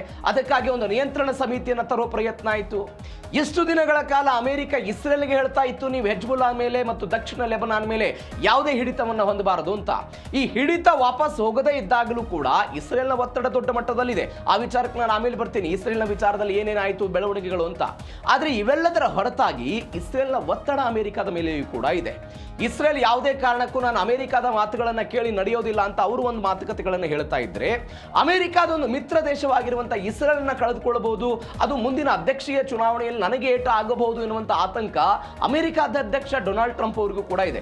ಯಾಕೆ ಅನ್ನೋದಕ್ಕೆ ನಾನು ಮೊನ್ನೆ ಹೇಳಿದ್ದೀನಿ, ಯಹೂದಿಗಳು ದೊಡ್ಡ ಮಟ್ಟದ ಪ್ರಭಾವವನ್ನು ಅಮೆರಿಕದ ರಾಜಕೀಯ ಚುನಾವಣೆಗಳಲ್ಲೆಲ್ಲ ಹೊಂದಿದ್ದಾರೆ, ಅಧ್ಯಕ್ಷೀಯ ಚುನಾವಣೆಗಳಲ್ಲಿ ಅವರದೆಲ್ಲ ಹಿಡಿತಾ ಇದೆ. ಆ ಕಾರಣಕ್ಕಾಗಿ ಇರಾನ್ನ ಮೇಲೆ ಒಂದು ಒತ್ತಡವನ್ನು ಹೇರುವ ಮುಖಾಂತರ ಇರಾನ್ನ ನೇತೃತ್ವದಲ್ಲಿ ಒಂದು ಸಮಿತಿಯನ್ನು ಮಾಡಿಕೊಂಡಿದ್ದಾರೆ. ಆ ಸಮಿತಿ ಹೋಗಿ ಹೆಜ್ಬುಲ್ಲಾದವರನ್ನ ದಕ್ಷಿಣ ಲೆಬನಾನ್ನಿಂದ ವಾಪಸ್ ತೆಗೆದುಕೊಂಡು ಬರಬೇಕು ಎನ್ನುವಂತ ಆಲೋಚನೆ ಡೊನಾಲ್ಡ್ ಟ್ರಂಪ್ ಅವರದಿದೆ. ಆ ವಿಚಾರದಲ್ಲೂ ಕೂಡ ದೊಡ್ಡ ಮಟ್ಟದ ಮಾತುಕತೆ ಆಗ್ತಾ ಇದೆ. ಅಂದ್ರೆ ಇಸ್ರೇಲ್ ಮತ್ತು ಇರಾನ್ ನಡುವೆ ಇರುವಂತಹ ಕಂದಕಗಳು, ಅವರ ನಡುವೆ ಇರುವಂತಹ ಭಿನ್ನಾಭಿಪ್ರಾಯಗಳು, ಇವೆಲ್ಲದರ ನಡುವೆ ಅಮೆರಿಕ ಇವತ್ತು ಸಿಕ್ಕಾಕೊಂಡಿರೋದು. ಇದೀಗ ಅವರು ಹೇಳ್ತಾ ಇದ್ದಾರೆ, ಒಂದು ವೇಳೆ ನೀವು ದಂಡವನ್ನ ಅಥವಾ ಸುಂಕವನ್ನ, ಇರಾನ್ ಮೊದಲು ಏನು ಹೇಳಿತ್ತು, ನಾವು ಯಾವುದೇ ಕಾರಣಕ್ಕೂ ಕೂಡ ಟೋಲ್ ರೂಪದಲ್ಲಿ ನಾವು ವಸೂಲಿ ಮಾಡೋದಿಲ್ಲ ಅಂತ. ಅದರ ಬದಲಾಗಿ ಕಾನೂನಾತ್ಮಕವಾಗಿ ವಿರುದ್ಧವಾಗಿ ಏನು ಮಾಡ್ತಾರೆ, ಯಾವುದೋ ಹಡಗಿನ ತೈಲ ಸೋರಿಕೆ ಆಗ್ತಾ ಇರುತ್ತೆ, ಅದನ್ನು ನಾವು ರಕ್ಷಣೆ ಮಾಡಬೇಕು, ಹೀಗಾಗಿ ನಾವು ಅವರಿಗೆ ಸುಂಕದ ಬದಲಾಗಿ ಅದನ್ನು ನಾವು ಹಣದ ರೂಪದಲ್ಲಿ ತೆಗೆದುಕೊಳ್ತೀವಿ ಅನ್ನುವಂಥ ಆಶ್ವಾಸನೆಯನ್ನು ಅವರು ಕೊಟ್ಟಿದ್ರು. ಒಂದು. ಎರಡನೇದು, ಈ ಹಾರ್ಮುಜ್ ಜಲಸಂಧಿಯಲ್ಲಿ ಹಡಗುಗಳ ಓಡಾಟದ ಕಾರಣಕ್ಕಾಗಿ ಪರಿಸರ ಮಾಲಿನ್ಯ ಆಗುತ್ತೆ. ಆ ಪರಿಸರ ಮಾಲಿನ್ಯವನ್ನು ಸಂರಕ್ಷಣೆ ಮಾಡೋದಕ್ಕಾಗಿ, ಅದನ್ನು ಸರಿಪಡಿಸೋದಕ್ಕಾಗಿ ಅವರಿಂದ ಸೇವಾ ಶುಲ್ಕವನ್ನು ಪಡೆದುಕೊಳ್ತೀವಿ ಅಂತ ಇರಾನ್ ಅವರು ಹೇಳಿದ್ರು. ಎರಡು. ಮೂರನೇದು ಅವರು ಹೇಳಿರುವಂಥದ್ದು, ಯಾವುದೋ ಒಂದು ಹಡಗಿರುತ್ತೆ, ಆ ಹಡಗಿಗೆ ನಮ್ಮ IRGCಯ ಬೆಂಬಲ ಬೇಕಾಗಿರುತ್ತೆ, ನಮ್ಮ ಸಹಾಯ ಅವ್ರಿಗೆ ಏನಾದರೂ ಬೇಕಾಗಿರುತ್ತೆ, ನಾವು ಸಹಾಯ ಸೌಕರ್ಯಗಳನ್ನು, ಸೇವೆಗಳನ್ನು ಕೊಡುವ ಮುಖಾಂತರ ಅದರಿಂದ ಸೇವಾ ಶುಲ್ಕವನ್ನು, ಅಂದರೆ ಸರ್ವಿಸಿನ ಮುಖಾಂತರ ನಾವು ಸೇವೆ ಕೊಡ್ತೀವಿ, ಸೇವೆಗೆ ವಿರುದ್ಧವಾಗಿ ಹಣವನ್ನು ತೆಗೆದುಕೊಳ್ತೀವಿ ಅಂತ ಹೇಳಿಕೆಗಳನ್ನು ಕೊಟ್ಟಿದ್ರು. ಇದೀಗ ಡೊನಾಲ್ಡ್ ಟ್ರಂಪ್ ಅವರಿಗೆ ಇರುವಂತಹ ಆತಂಕ, ಇವರೇನಾದ್ರೂ ವಾಣಿಜ್ಯ ಹಡಗುಗಳಿಂದ ಈ ರೀತಿಯಾದಂತಹ ಸೇವಾ ಶುಲ್ಕವನ್ನು ಕಲೆಕ್ಟ್ ಮಾಡ್ತಾ ಹೋಗೋದಾದ್ರೆ ಒನ್ಸ್ ಅಗೇನ್ ತೈಲ ಬೆಲೆಯಲ್ಲಿ ಏರಿಕೆ ಆಗುವಂತಹ ಸಾಧ್ಯತೆಗಳಿರುತ್ತೆ, ವಿಮೆಯ ದರ ಏರಿಕೆ ಆಗುವಂತಹ ಸಾಧ್ಯತೆ ಇರುತ್ತೆ. ಆ ಮಾಹಿತಿ ನನಗೇನಾದ್ರೂ ಸಿಕ್ಕರೆ ನಾನು ಮಾತ್ರ ಸುಮ್ಮನಿರಲ್ಲ ಅನ್ನುವಂಥ ಎಚ್ಚರಿಕೆಗಳನ್ನ ಹಾರ್ಮುಜ್ ವಿಚಾರದಲ್ಲಿ ಕೊಡ್ತಾ ಇದ್ದಾರೆ ಮತ್ತು ಲೆಬನಾನ್ ವಿಚಾರದಲ್ಲೂ ಕೂಡ ಇಂಥದ್ದೊಂದು ಬೆಳವಣಿಗೆಗಳಾಗ್ತಾ ಇದೆ. ಇದು ಒಂದು. ಎರಡನೆಯದು, ಇರಾನ್ ಹಣಕ್ಕೆ ಟ್ರಂಪ್ ಅಗ್ನಿ ಪ್ಲಾನ್ ಮಾಡಿದ್ದಾರೆ. ಇರಾನ್ನ ಹಣ ಸಿಕ್ಕಾಕೊಂಡಿದೆ, $24 ಬಿಲಿಯನ್ ಹಣ. ಅದು ಹೆಂಗೆ ಸಿಕ್ಕಾಕೊಂಡಿತ್ತು, ಯಾವ ಕಾರಣಕ್ಕೆ ಸಿಕ್ಕಾಕೊಂಡಿತ್ತು, ಎಲ್ಲದರ ಬಗ್ಗೆ ನೋಡಿದ್ದೀವಿ. ಇದೀಗ ಇರಾನ್ನ ಫ್ರೀಸ್ ಆದಂಥ ಹಣ ಅಮೆರಿಕದ ರೈತರ ಪಾಲಾಗ್ತಾ ಇದೆ. ಹೆಂಗೆ ನೋಡಿ ನೀವು ಬೆಳವಣಿಗೆ, ಹಣ ಇರಾನ್ ಗಳಿಸಿದ್ದು ಇದೀಗ ರೈತರ ಪಾಲಾಗ್ತಾ ಇದೆ. ಹೆಂಗದು? ಇರಾನ್ಗೆ ನೇರವಾಗಿ ನಗದು ಕೊಡಲ್ಲ ಅಂತ ಅಮೆರಿಕಾದವರು ಹೇಳಿದ್ದಾರೆ. ಜೂನ್ 2026 ಸ್ವಿಟ್ಜರ್ಲ್ಯಾಂಡ್ನ ಶಾಂತಿ ಒಪ್ಪಂದ ಇದು ನೇರ ನಗದು ವರ್ಗಾವಣೆಯಲ್ಲ, ಬದಲಿಗೆ ಕಟ್ಟುನಿಟ್ಟಾದಂಥ ವ್ಯಾಪಾರ ಒಪ್ಪಂದದ ತಂತ್ರ ಅಂತ ಎಲ್ಲ ಹೇಳಲಾಗ್ತಾ ಇದೆ. ಹೆಂಗೆ ಆಗುತ್ತೆ? ಒಂದು ಎಸ್ಕ್ರೋ ಖಾತೆ ಅಂತ ಒಂದು ಖಾತೆ ತೆರೀತಾರೆ. ಎಸ್ಕ್ರೋ ಖಾತೆ ಅಂತ ಕರೀತಾರೆ ಇದನ್ನು. ಏನು ಎಸ್ಕ್ರೋ ಖಾತೆ ಅಂತ ಹೇಳಿದ್ರೆ, ಇಬ್ಬರು ವ್ಯಕ್ತಿಗಳು ಅಥವಾ ಎರಡು ದೇಶಗಳು ಅಥವಾ ಎರಡು ಸಂಸ್ಥೆಗಳ ನಡುವೆ ವ್ಯಾಪಾರ ಒಪ್ಪಂದಗಳು ಅಥವಾ ವ್ಯವಹಾರಗಳಾಗುವಂತಹ ಸಮಯದಲ್ಲಿ ಈ ಇಬ್ಬರ ನಡುವಿನ ಹಣದ ಸುರಕ್ಷತೆಗಾಗಿ ಒಂದು ಸಂಸ್ಥೆಯನ್ನು ಹುಟ್ಟಾಕೋದು ಅಥವಾ ಒಂದು ಬ್ಯಾಂಕ್ ಖಾತೆಯನ್ನು ತೆಗೆದುಕೊಂಡು ಹೋಗೋದು. ಈ ಬ್ಯಾಂಕ್ ಖಾತೆಗೆ ಏನಂತಾರೆ ಅಂತ ಹೇಳಿದ್ರೆ ಎಸ್ಕ್ರೋ ಖಾತೆ ಅಂತಾರೆ. ಈಗ ಇರಾನ್ ಮತ್ತು ಅಮೆರಿಕದ ನಡುವೆ ಹಣ ಸಿಕ್ಕಾಕೊಂಡಿದೆ, ಇರಾನ್ನ ಹಣ ಅಮೆರಿಕದ ಕಡೆ ಸಿಕ್ಕಾಕೊಂಡಿದೆ, ಇಬ್ಬರ ನಡುವೆ ವ್ಯಾಪಾರಗಳಾಗುತ್ತೆ, ಅದರ ಹಣದ ಸುರಕ್ಷತೆಗಾಗಿ ಎಸ್ಕ್ರೋ ಖಾತೆಯನ್ನು ಬಳಸಲಾಗುತ್ತೆ. ಹೆಂಗಾಗುತ್ತೆ ಇದು? ಈಗ ಉದಾಹರಣೆಗೆ ಇರಾನ್ನ $6 ಬಿಲಿಯನ್ ಹಣ ಕತಾರ್ನಲ್ಲಿ ಸಿಕ್ಕಾಕೊಂಡಿದೆ. $6 ಬಿಲಿಯನ್ ಹಣ. ಈ $6 ಬಿಲಿಯನ್ ಹಣ ಆರ್ಥಿಕ ದಿಗ್ಬಂಧನಗಳನ್ನು ತೆರೆದ ತಕ್ಷಣ ಇರಾನ್ಗೆ ಹೋಗಿ ಸಿಕ್ಕಾಕೊಂಡು ಬಿಡ್ತಾ ಸಾಧ್ಯ ಇಲ್ಲ. ಹೆಂಗೆ ಬಳಕೆ ಮಾಡ್ಕೊಳ್ಬಹುದು ಅಂತ ಹೇಳಿದ್ರೆ, ಈ ಒಪ್ಪಂದದ ಪ್ರಕಾರ ಈ ಹಣವನ್ನ ಇರಾನ್ಗೆ ನೇರವಾಗಿ ಸಿಗಲ್ಲ, ಅದರ ಬದಲಾಗಿ ಅಮೆರಿಕದ ನಿಯಂತ್ರಣದಲ್ಲಿರುವಂಥ ಎಸ್ಕ್ರೋ ಖಾತೆಯಲ್ಲಿ ಇಡಲಾಗುತ್ತೆ. ಕತಾರ್ ತನ್ನ $6 ಬಿಲಿಯನ್ ಹಣವನ್ನು ಈ ಎಸ್ಕ್ರೋ ಖಾತೆಗೆ ಟ್ರಾನ್ಸ್ಫರ್ ಮಾಡುತ್ತೆ. ಇರಾನ್ ಅದನ್ನು ಹೆಂಗೆ ಬಳಕೆ ಮಾಡ್ಕೊಳ್ಬೇಕು? ಇರಾನ್ ಕೇವಲ ಅಮೆರಿಕದ ರೈತರಿಂದ ಆಹಾರ ಧಾನ್ಯವನ್ನು ಖರೀದಿ ಮಾಡಬೇಕು. ಈ ಎಸ್ಕ್ರೋ ಖಾತೆನ ಬಳಕೆ ಮಾಡಿಕೊಂಡು ಯಾವ ಅಮೆರಿಕದ ರೈತರು ಬೇರೆ ಬೇರೆ ಬೆಳೆಗಳನ್ನು ಬೆಳೆದಿರ್ತಾರಲ್ಲ, ಆ ಬೆಳೆಗಳನ್ನು ಇರಾನ್ ಖರೀದಿ ಮಾಡಬೇಕು. ಆ ಖರೀದಿ ಆದ ತಕ್ಷಣ ಈ ಎಸ್ಕ್ರೋ ಖಾತೆಯಿಂದ ಹಣ ಡೆಬಿಟ್ ಆಗ್ತಾ ಹೋಗುತ್ತೆ. ಆ ಮುಖಾಂತರ ನಾವು ಹಣವನ್ನು ಕೊಡ್ತೀವಿ ಅಂತ ಅಮೆರಿಕ ಹೇಳ್ತಾ ಇರೋದು. ಯಾವ್ಯಾವ ಬೆಳೆಗಳನ್ನು ಅಲ್ಲಿ ಕಂಡೀಷನ್ ಕೂಡ ಇದೆ. ಸೋಯಾಬೀನ್ ಅನ್ನು ಕಡ್ಡಾಯವಾಗಿ ಖರೀದಿ ಮಾಡಬೇಕು, ಮೆಕ್ಕೆಜೋಳವನ್ನು ಖರೀದಿ ಮಾಡಬೇಕು, ಅದಾದ ನಂತರ ಗೋಧಿಯನ್ನು ಕೂಡ ಖರೀದಿ ಮಾಡಬೇಕು ಅನ್ನುವಂಥ ಷರತ್ತನ್ನ ಇರಾನ್ ಮೇಲೆ ಅಮೆರಿಕ ಹಾಕುವ ಪ್ರಯತ್ನವನ್ನು ಮಾಡ್ತಾ ಇದೆ. ಯಾಕೆ ಸೋಯಾಬೀನ್ ಖರೀದಿಗೆ ಅವರು ಹೋಗ್ತಾ ಇದ್ದಾರೆ ಅಂತ ಹೇಳಿದ್ರೆ, ನೀವು ಗಮನಿಸಬೇಕಾದ ಸಂಗತಿ, ಅಮೆರಿಕ ತನ್ನ ಒಟ್ಟಾರೆ ಕೃಷಿ ಭೂಮಿಯಲ್ಲಿ ಸೋಯಾಬೀನ್ ಅನ್ನು ಬೆಳೆಯುತ್ತಲ್ಲ, ಆ ಸೋಯಾಬೀನ್ ಬೆಳೆದಂತಹ ಬೆಳೆಯ 50% ಚೀನಾ ಖರೀದಿ ಮಾಡ್ತಾ ಇತ್ತು. ಚೀನಾ ಒಂದು ದೊಡ್ಡ ಗ್ರಾಹಕ ದೇಶ ಯಾರಿಗೆ? ಅಮೆರಿಕಾಗೆ, ಸೋಯಾಬೀನ್ ವಿಚಾರದಲ್ಲಿ. ಆದರೆ ಈ ಹಿಂದೆ ಚೀನಾ ಮತ್ತು ಅಮೆರಿಕದ ನಡುವೆ ಏನಾಯಿತು ಅಂತ ಹೇಳಿದರೆ, ಅಮೆರಿಕ ದೊಡ್ಡ ಮಟ್ಟದ ಈ ಸುಂಕವನ್ನು ಚೀನಾದ ಆಮದು ಮಾಡಿಕೊಳ್ಳುವಂಥ ವಸ್ತುಗಳಿಗೆ ವಿಧಿಸಿದ್ರು. ಅದಾದ ನಂತರ ಚೀನಾವು ಕೂಡ ಆಮದು ಸುಂಕನ್ನು ದೊಡ್ಡ ಮಟ್ಟದಲ್ಲಿ ಅಮೆರಿಕದ ವಸ್ತುಗಳಿಗೆ ವಿಧಿಸಲಾಯಿತು. ಯಾವಾಗ ಚೀನಾ ಅಮೆರಿಕಾದಿಂದ ಬರ್ತಾ ಇದ್ದಂಥ ಆಮದು ವಸ್ತುಗಳಿಗೆ ಸುಂಕವನ್ನು ವಿಧಿಸ್ತಲ್ಲ, ಅಮೆರಿಕದ ರೈತರಿಗೆ ಮಾರುಕಟ್ಟೆ ಸಿಗಲಿಲ್ಲ. ಅದರ ಪರಿಣಾಮ ಏನಾಯಿತು? ಸೋಯಾಬೀನ್ ದರ ಏಕಾಏಕಿಯಾಗಿ ಅಮೆರಿಕಾದಲ್ಲಿ ಕುಸಿತು. ಅನ್ಯವಾದಂತಹ ಮಾರುಕಟ್ಟೆ ಅಮೆರಿಕದ ರೈತರಿಗೆ ಸಿಕ್ಕಿಲ್ಲ. ಇದೀಗ ಡೊನಾಲ್ಡ್ ಟ್ರಂಪ್ ಅವರ ಆಲೋಚನೆ ನೋಡಿ, ಸೋಯಾಬೀನ್ ವಿಪರೀತವಾದಂತಹ ಬೆಳೆ ಅಮೆರಿಕಾದಲ್ಲಿ ಈಗಾಗಲೇ ಎಡೆ ಇದೆ, ಮಾರ್ಕೆಟ್ ಇಲ್ಲ. ಆ ಮಾರ್ಕೆಟನ್ನು ಹೆಂಗೆ ಮಾಡಬೇಕು? ನಾವು ಹೆಂಗಂದ್ರೂ ಇರಾನ್ಗೆ ಹಣ ಕೊಡಬೇಕು. ಆ ಹಣವನ್ನು ಹೆಂಗೆ ಕೊಡೋದು? ನಮ್ಮ ಬಳಿ ಇರುವಂತಹ ಸೋಯಾಬೀನು, ಮೆಕ್ಕೆಜೋಳ, ಗೋಧಿಯನ್ನು ಮಾರಾಟ ಮಾಡೋದ್ರ ಮುಖಾಂತರ ಕೊಡಬೇಕು ಅನ್ನುವಂಥ ಆಲೋಚನೆಯ ಭಾಗವಾಗಿ ಇಂಥದ್ದೊಂದು ಪ್ಲಾನ್ ಅನ್ನು ಇದೀಗ ಅಮೆರಿಕ ಮಾಡಿಕೊಂಡಿದೆ. ಬಟ್ ಇರಾನ್ ಇದನ್ನ ನಾವು ಖರೀದಿ ಮಾಡುವಂಥ ಹಕ್ಕಿಲ್ಲ, ನಾವು ಆಲೋಚನೆ ಮಾಡ್ತೀವಿ ಅನ್ನೋಂಥ ನಿಟ್ಟಿನಲ್ಲಿ ಅವರೆಲ್ಲ ಹೇಳ್ತಾ ಇದ್ದಾರೆ. ಇದು ಒಂದು ಭಾಗ. ಮತ್ತೊಂದು, ಭಾರತಕ್ಕೆ ಇರಾನ್ ಗುಡ್ ನ್ಯೂಸ್ ಕೊಟ್ಟಿದೆ. ಏನು ಗುಡ್ ನ್ಯೂಸು? ಅದೇ ತೈಲದ ವಿಚಾರ. ಇಂಧನ ಸಹಕಾರಕ್ಕೆ ಇರಾನ್ ಪೆಟ್ರೋಲಿಯಂ ಸಚಿವರೆಲ್ಲ ಮುಂದೆ ಬಂದಿದ್ದಾರೆ. ತೈಲ ಮತ್ತು ಅನಿಲ ಕ್ಷೇತ್ರದಲ್ಲಿ ವ್ಯಾಪಕ ಹೂಡಿಕೆಗೆ ಇರಾನ್ ಯಾವಾಗಲೂ ಕೂಡ ಸಿದ್ಧವಾಗಿದೆ ಅಂತ ಅವರೆಲ್ಲ ಹೇಳಿದರು. ಬ್ರಿಕ್ಸ್ ಇಂಧನ ಸಚಿವರ ಸಭೆಯಲ್ಲಿ ಭಾರತದ ಜೊತೆಗೆ ಎಲ್ಲ ಮಹತ್ವದ ಸಭೆ ನಡೆಸಿದ್ರು. ಹಾರ್ಮುಜ್ ಉದ್ವಿಗ್ನತೆ ಇಳಿಕೆಯಾಗಿದೆ, ಭಾರತಕ್ಕೆ ಕಚ್ಚಾ ತೈಲ ದೊಡ್ಡ ಮಟ್ಟದಲ್ಲಿ ಪೂರೈಕೆ ಆಗುತ್ತೆ ಅನ್ನುವಂತಹ ಚರ್ಚೆಗಳಾಗ್ತಾ ಇರೋದು. ಹೆಂಗೆ ನೋಡಿ ನೀವು, ಭಾರತ ಮತ್ತು ಇರಾನ್ ನಡುವೆ ತೈಲ ಇಂಧನ ಸಹಕಾರ ಮತ್ತೆ ಆರಂಭ ಆಗುತ್ತೆ ಅಂತೆಲ್ಲ ಹೇಳಿದ್ದಾರೆ. ಪೆಟ್ರೋಲಿಯಂ ಸಚಿವ ಮೊಹಸನ್ ಪಾಕ್ನೇಜಾದ್ ಅಂತ ಇರಾನ್ನ ಪೆಟ್ರೋಲಿಯಂ ಸಚಿವರು ಇವರು. ಇದಾದ ನಂತರ ಭಾರತದ ಇರಾನ್ ಇಂಧನ ಸಚಿವರಾದಂಥ ಹರ್ದೀಪ್ ಸಿಂಗ್ ಪುರಿ ಜೊತೆಗೆಲ್ಲ ಚರ್ಚೆ ಆಯಿತು. ಅಂದರೆ ಭಾರತದ ಆತಿಥ್ಯದಲ್ಲಿ ನವದೆಹಲಿಯಲ್ಲಿ 11ನೇ ಬ್ರಿಕ್ಸ್ ಇಂಧನ ಸಚಿವರ ಸಭೆಗಳೆಲ್ಲ ನಡೀತಾ ಇದೆ. ಈ ಸಭೆಯಲ್ಲಿ ಭಾಗವಹಿಸುವುದಕ್ಕೆ ಇರಾನ್ನ ಪೆಟ್ರೋಲಿಯಂ ಸಚಿವರು ಬಂದರು. ಅದಾದ ನಂತರ ಪೂರ್ಣಾವಧಿ ಸದಸ್ಯ ಆಗಿದೆ ಇರಾನ್ ಕೂಡ. ಈ ಬ್ರಿಕ್ಸ್ ಇಂಧನ ಸಚಿವರ ಪಟ್ಟಿಯಲ್ಲಿ ಇರಾನ್ ಕೂಡ ಪೂರ್ಣಾವಧಿ ಸದಸ್ಯ ಆಗಿರೋದು. 3 ಬೆಳವಣಿಗೆಗಳಾಗಿದೆ. ಏನು 3 ಬೆಳವಣಿಗೆಗಳು? ಅಮೆರಿಕ, ಏಷ್ಯಾದ ಕೆಲ ದೇಶಗಳು ಸೇರಿದಂತೆ ಜಾಗತಿಕವಾಗಿ ಇರಾನ್ನ ತೈಲವನ್ನು ಖರೀದಿ ಮಾಡೋದಕ್ಕೆ ಇದೀಗ 60 ದಿನಗಳ ಕಾಲ ಸಡಿಲಿಕೆಯನ್ನು ಕೊಟ್ಟಿದೆ. 60 ದಿನಗಳ ಕಾಲ ನೀವು ಖರೀದಿ ಮಾಡಬಹುದು ಅಂತ. ಆ ಖರೀದಿಯ ಭಾಗವಾಗಿ ಇರಾನ್ಗೆ ನಮಗೆ ಹೆಚ್ಚಿನ ತೈಲ ಸಿಗುತ್ತೆ, ಅದ್ರ ಬಗ್ಗೆ ಮಾತುಕತೆಗಳಾಗಿದೆ ಅಂತ. ಎರಡನೇದು, ಡಾಲರ್ ಅನ್ನು ಹೊರತುಪಡಿಸಿ ಭಾರತದ ರೂಪಾಯಿ ಮತ್ತು ಇರಾನ್ನ ರಿಯಾಲ್ ಕರೆನ್ಸಿ ಮುಖಾಂತರ ನೀವು ವ್ಯವಹಾರಗಳನ್ನು ಮಾಡಬಹುದು. ಅಂದ್ರೆ ಅವರವರ ಕರೆನ್ಸಿಗಳಲ್ಲಿ ವ್ಯವಹಾರ ಮಾಡೋದಕ್ಕೆ ಅವಕಾಶ ಸಿಕ್ಕಿದೆ ಅಂತ ಹೇಳ್ತಾ ಇದ್ದಾರೆ. 3ನೇ ಬೆಳವಣಿಗೆ ಏನು ಅಂತ ಹೇಳಿದ್ರೆ, ಹಾರ್ಮುಜ್ ಉದ್ವಿಗ್ನತೆ ಇಳಿಕೆ ಆಗಿದ್ದು. ಈ ಹಾರ್ಮುಜ್ 20% ತೈಲ ಬರುತ್ತೆ, ಎಲ್ಲವೂ ಕೂಡ ನಮ್ಗೆ ಗೊತ್ತಿದೆ. ಹಾರ್ಮುಜ್ನಲ್ಲಿ ದಾಳಿಗಳಾಗ್ತಾ ಇತ್ತು, ಅಮೆರಿಕವು ಕೂಡ ಹಡಗುಗಳಿಗೆ ಅವಕಾಶವನ್ನು ಕೊಡ್ತಾ ಇರಲಿಲ್ಲ. ಇದೀಗ ಹಾರ್ಮುಜ್ನ ಉದ್ವಿಗ್ನತೆ ಕಡಿಮೆ ಆಗಿರೋ ಕಾರಣಕ್ಕಾಗಿ ಅಲ್ಲಿಂದ ನಮಗೆ ಬರಬಹುದು ಅಂತ. 2018-19 ಅವಧಿಯಲ್ಲಿ ಭಾರತ ಇರಾನ್ನಿಂದ 24 ಮಿಲಿಯನ್ ಟನ್ ಕಚ್ಚಾ ತೈಲವನ್ನು ವಾರ್ಷಿಕವಾಗಿ ಖರೀದಿ ಮಾಡ್ತಾ ಇತ್ತು. ಅಂದರೆ ನಮಗೆ ನೋಡಿ, ಸೌದಿ ಅರೇಬಿಯಾ ಮತ್ತು ಇರಾಕ್ನ ನಂತರ ಅತ್ಯಂತ ಹೆಚ್ಚು ತೈಲವನ್ನು ಪೂರೈಕೆ ಮಾಡುವಂಥ ದೇಶ ಇರಾನ್ದಾಗಿತ್ತು. ಒನ್ಸ್ ಅಗೇನ್ ಅದೇ ರಿಪೀಟ್ಗೆ ಹೋಗೋದಾದ್ರೆ, ನಾವು 18ರ ಒಪ್ಪಂದದ ನಂತರ ಏಕಾಏಕಿಯಾಗಿ ಟ್ರಂಪ್ ಹೊರಗಡೆ ಬಂದರು. ಅದಾದ ನಂತರ ತೈಲ ದಿಗ್ಬಂಧನಗಳನ್ನು ವಿಧಿಸಲಾಯಿತು. ತೈಲ ದಿಗ್ಬಂಧನಗಳನ್ನು ವಿಧಿಸಿದ ನಂತರ ಮೇ 2019 ತನಕವೂ ಕೂಡ ಕೊನೆ, ಅಲ್ಲಿ ತನಕ ನಾವು ಅವರಿಂದ ಖರೀದಿ ಮಾಡ್ತಿದ್ವಿ ಇರಾನ್ನಿಂದ. ಆದರೆ ಅದೆಲ್ಲವೂ ಕೂಡ ಶೂನ್ಯಕ್ಕೆ ಹೋಯಿತು. ಯಾವ ಕಾರಣಕ್ಕಾಗಿ? ನಮ್ಮ ಮೇಲೆ ಎಫೆಕ್ಟ್ ಆಗುತ್ತೆ, ನಮ್ಮ ಬ್ಯಾಂಕ್ ಖಾತೆಗಳಿಗೆಲ್ಲ ಎಫೆಕ್ಟ್ ಆಗುತ್ತೆ, ಅಮೆರಿಕ ಏನು ಮಾಡಬಹುದು ಎನ್ನುವಂಥ ಆತಂಕ ಇತ್ತು. ಹೀಗಾಗಿ 2019 ಮೇ ತಿಂಗಳ ಲಾಸ್ಟ್ ನಾವು ಇರಾನ್ನಿಂದ ತೈಲವನ್ನು ಖರೀದಿ ಮಾಡಿರೋದು. ಇದೀಗ ಆರ್ಥಿಕ ದಿಗ್ಬಂಧನಗಳು, ಅಮೆರಿಕದ ವಿನಾಯಿತಿ ಎಲ್ಲವೂ ಕೂಡ ಆಗಿದ್ದರಿಂದ ಇದೀಗ ಒಂದು ಅತ್ಯುತ್ತಮವಾದ ಸಂದೇಶ ಇರಾನ್ನಿಂದ ಬರ್ತಾ ಇದೆ. ಹಾಗಾಗಿ ತೈಲ ದರ ಭಾರತದಲ್ಲಿ ಕಡಿಮೆ ಆಗುತ್ತಾ ಎನ್ನುವಂಥ ಒಂದು ಆಶಾಭಾವನೆ ಇದೆ. ಮತ್ತೊಂದು ಕಡೆ, ಟ್ರಂಪ್ ಮತ್ತು ಸೆನೆಟರ್ಗಳ ನಡುವೆ ವಾಗ್ವಾದವಾಗಿರುವಂಥ ಬೆಳವಣಿಗೆ. ನಾವು ನಿನ್ನೆ ಒಂದು ಸುದ್ದಿ ನೋಡಿದ್ವಿ. ಡೊನಾಲ್ಡ್ ಟ್ರಂಪ್ ಅವರ ಈ ಯುದ್ಧ ನೀತಿಯ ವಿರುದ್ಧ ಮತ ಚಲಾವಣೆಗಳಾಗಿತ್ತು. 4 ಜನ ಇವರದ್ದೇ ಪಾರ್ಟಿಯ, ರಿಪಬ್ಲಿಕನ್ ಪಾರ್ಟಿಯ 4 ಜನ ಸೆನೆಟರ್ಗಳು ಇವರ ವಿರುದ್ಧವೇ ಮತವನ್ನು ಚಲಾವಣೆ ಮಾಡಿ. ಇದು ಮೊದಲಲ್ಲ. ಫೆಬ್ರವರಿ ಯುದ್ಧ ಶುರುವಾದ ನಂತರವೂ ಕೂಡ ಅನೇಕ ಜನ ಟ್ರಂಪ್ ಅವರ ವಿರುದ್ಧ ಎಲ್ಲ ಮತವನ್ನು ಹಾಕಿದ್ದನ್ನು ನಾವೆಲ್ಲ ನೋಡಿದ್ವಿ. ಇದೀಗ ಅಂಥದ್ದೇ ಬೆಳವಣಿಗೆ ಆಯಿತು. ಟ್ರಂಪ್ ಮತ್ತು ರಿಪಬ್ಲಿಕನ್ ಸೆನೆಟರ್ಗಳ ನಡುವೆ ಜೂನ್ 24ನೇ ತಾರೀಕಿಗೆ ಒಂದು ಮುಚ್ಚಿದ ಬಾಗಿಲಿನ ಔತಣಕೂಟ ನಡೀತಾ ಇತ್ತು. ಆ ಔತಣಕೂಟದಲ್ಲೆಲ್ಲ ಜಗಳ ಆಯ್ತಂತೆ. ಅಂದರೆ ಜೂನ್ 23ನೇ ತಾರೀಕಿಗೆ 2 ದಿನಗಳ ಹಿಂದೆ ಮತದಾನ ಆಯಿತು. ಅಂದರೆ ಯುದ್ಧ ಅಧಿಕಾರ ನಿಯಂತ್ರಿಸುವಂತಹ ನಿರ್ಣಯ ಅಂಗೀಕಾರ 50-48 ಮತಗಳಿಂದ ಅದೆಲ್ಲ ಗೆದ್ದು ಹೋಯಿತು. 4 ಪ್ರಮುಖ ರಿಪಬ್ಲಿಕನ್ ಸೆನೆಟರ್ಗಳೆಲ್ಲ ಟ್ರಂಪ್ ವಿರುದ್ಧ ಮತ ಹಾಕಿದ್ದನ್ನು ನಾವೆಲ್ಲ ನೋಡಿದ್ವಿ. ಹಾಗಾದರೆ ಈ ಔತಣಕೂಟದಲ್ಲಿ ಏನು ಬೆಳವಣಿಗೆ ಆಯಿತು? ಟ್ರಂಪ್ ಏನೋ ಕೇಳಿದ್ರಂತೆ, ಏನಂತ, ನನ್ನ ವಿರುದ್ಧ ಮತ ಹಾಕೋದಕ್ಕೆ ನಿಮ್ಗೆ ಹೆಂಗೆ ಧೈರ್ಯ? ನಾನು ನಿರ್ಣಯ ತೆಗೆದುಕೊಂಡಿದ್ದೀನಿ, ನಿಮ್ಮ ಪಾರ್ಟಿಯ ನಾಯಕ, ಅಮೆರಿಕದ ಅಧ್ಯಕ್ಷನಾಗಿದ್ದೀನಿ, ನನ್ನ ವಿರುದ್ಧವೇ ಮತ ಹಾಕೋದಕ್ಕೆ ನಿಮ್ಗೆ ಹೆಂಗೆ ಧೈರ್ಯ ಬಂತು ಅಂತೇನೋ ಪ್ರಶ್ನೆ ಕೇಳಿದ್ರಂತೆ. ಅದಕ್ಕೆ ಲೂಸಿಯಾನಾದ ಸೆನೆಟರ್ ವಿಲ್ ಕ್ಯಾಸಿಡಿ ಅನ್ನುವಂತಹ ಒಬ್ಬ ಸೆನೆಟರ್ ಅವರು, ಕ್ಯಾಸಿಡಿ ಹೇಳಿದ್ರಂತೆ, ನೇರವಾಗಿ ಉತ್ತರ ಕೊಟ್ಟರು. ಯುದ್ಧದ ಬಗ್ಗೆ ಅಮೆರಿಕ ಜನ ಮತ್ತು ಅಮೆರಿಕದ ಸಂಸತ್ತಿಗೆ ನೀವು ಸರಿಯಾದ ಮಾಹಿತಿ ಕೊಟ್ಟಿಲ್ಲ, ನಮ್ಮ ಯಾವುದೇ ಅನುಮತಿಯನ್ನು ಕೂಡ ನೀವು ತೆಗೆದುಕೊಂಡಿಲ್ಲ. ಈ ಯುದ್ಧ 4 ವಾರಗಳಲ್ಲಿ ಮುಗಿಬೇಕಾಗಿತ್ತು, ಆದರೆ ನೀವು 4 ತಿಂಗಳ ಕಾಲ ಇದನ್ನು ಜಗ್ಗಿದ್ರಿ. ಇದಕ್ಕೆ ಅಮೆರಿಕಕ್ಕೆ ಮತ್ತು ಅಮೆರಿಕದ ಜನತೆಗೆ, ಅಮೆರಿಕದ ಆರ್ಥಿಕತೆಗೆ ದೊಡ್ಡ ಮಟ್ಟದ ಹಾನಿ ಉಂಟಾಗಿದೆ. ಹೀಗಾಗಿ ನಾವು ನಿಮ್ಮ ವಿರುದ್ಧ ಎಲ್ಲ ಮತ ಹಾಕಿದ್ವಿ ಅಂತ ಹೇಳಿದ್ರಂತೆ. ಆಗ ಡೊನಾಲ್ಡ್ ಟ್ರಂಪ್ ಏನು ಹೇಳಿದ್ರು, ನೀನು ಲೂಸರ್ ಅಂತ ಹೇಳ್ಬಿಟ್ರಂತೆ. ವಿಪರೀತ ಸಿಟ್ಟು. ಸಹಜವಾಗಿ ಟ್ರಂಪ್ ವಿರುದ್ಧ ಮತ ಚಲಾವಣೆ ಆಗಿದೆ, ಹಿನ್ನಡೆ ಆಗಿದೆ ಸಂಸತ್ನಲ್ಲಿ. ಹೀಗಾಗಿ ಟ್ರಂಪ್ ಹೇಳಿದ್ರಂತೆ, ನೀನು ಲೂಸರ್ ಅಂತ. ಹೆಂಗೆ ಬಂತು ಇದು ಲೂಸರು? ಮೊನ್ನೆ ಅದೊಂದು ಅಮೆರಿಕದ ಒಂದು ಪ್ರೈಮರಿ ಚುನಾವಣೆ ಆಯಿತು. ಪ್ರೈಮರಿ ಎಲೆಕ್ಷನ್ನಲ್ಲಿ ಈ ಕ್ಯಾಸಿಡಿ ಅನ್ನುವಂತಹ ಈ ಸೆನೆಟರ್ ಏನಿದ್ರು ಚುನಾವಣೆಯನ್ನು ಸೋತಿದ್ರಂತೆ. ಹೀಗಾಗಿ ನೀನು ಚುನಾವಣೆಯಲ್ಲಿ ಸೋತಿದ್ಯಾ, ನೀವೊಬ್ಬ ಲೂಸರ್ ಇದೆಯಾ ಅಂತ ಡೊನಾಲ್ಡ್ ಟ್ರಂಪ್ ಎಲ್ಲ ಹೇಳಿದ್ರಂತೆ. ಅದಾದ ನಂತರ ಕ್ಯಾಸಿಡಿ ಹೊರಗಡೆ ಬಂದು ಹೇಳಿದ್ರು, ನನ್ನನ್ನು ಯಾರಿಂದಲೂ ಕೂಡ ಬೆದರಿಸೋದಕ್ಕೆ, ನನ್ನನ್ನು ಹೆದರಿಸೋದಕ್ಕೆ ಸಾಧ್ಯ ಇಲ್ಲ.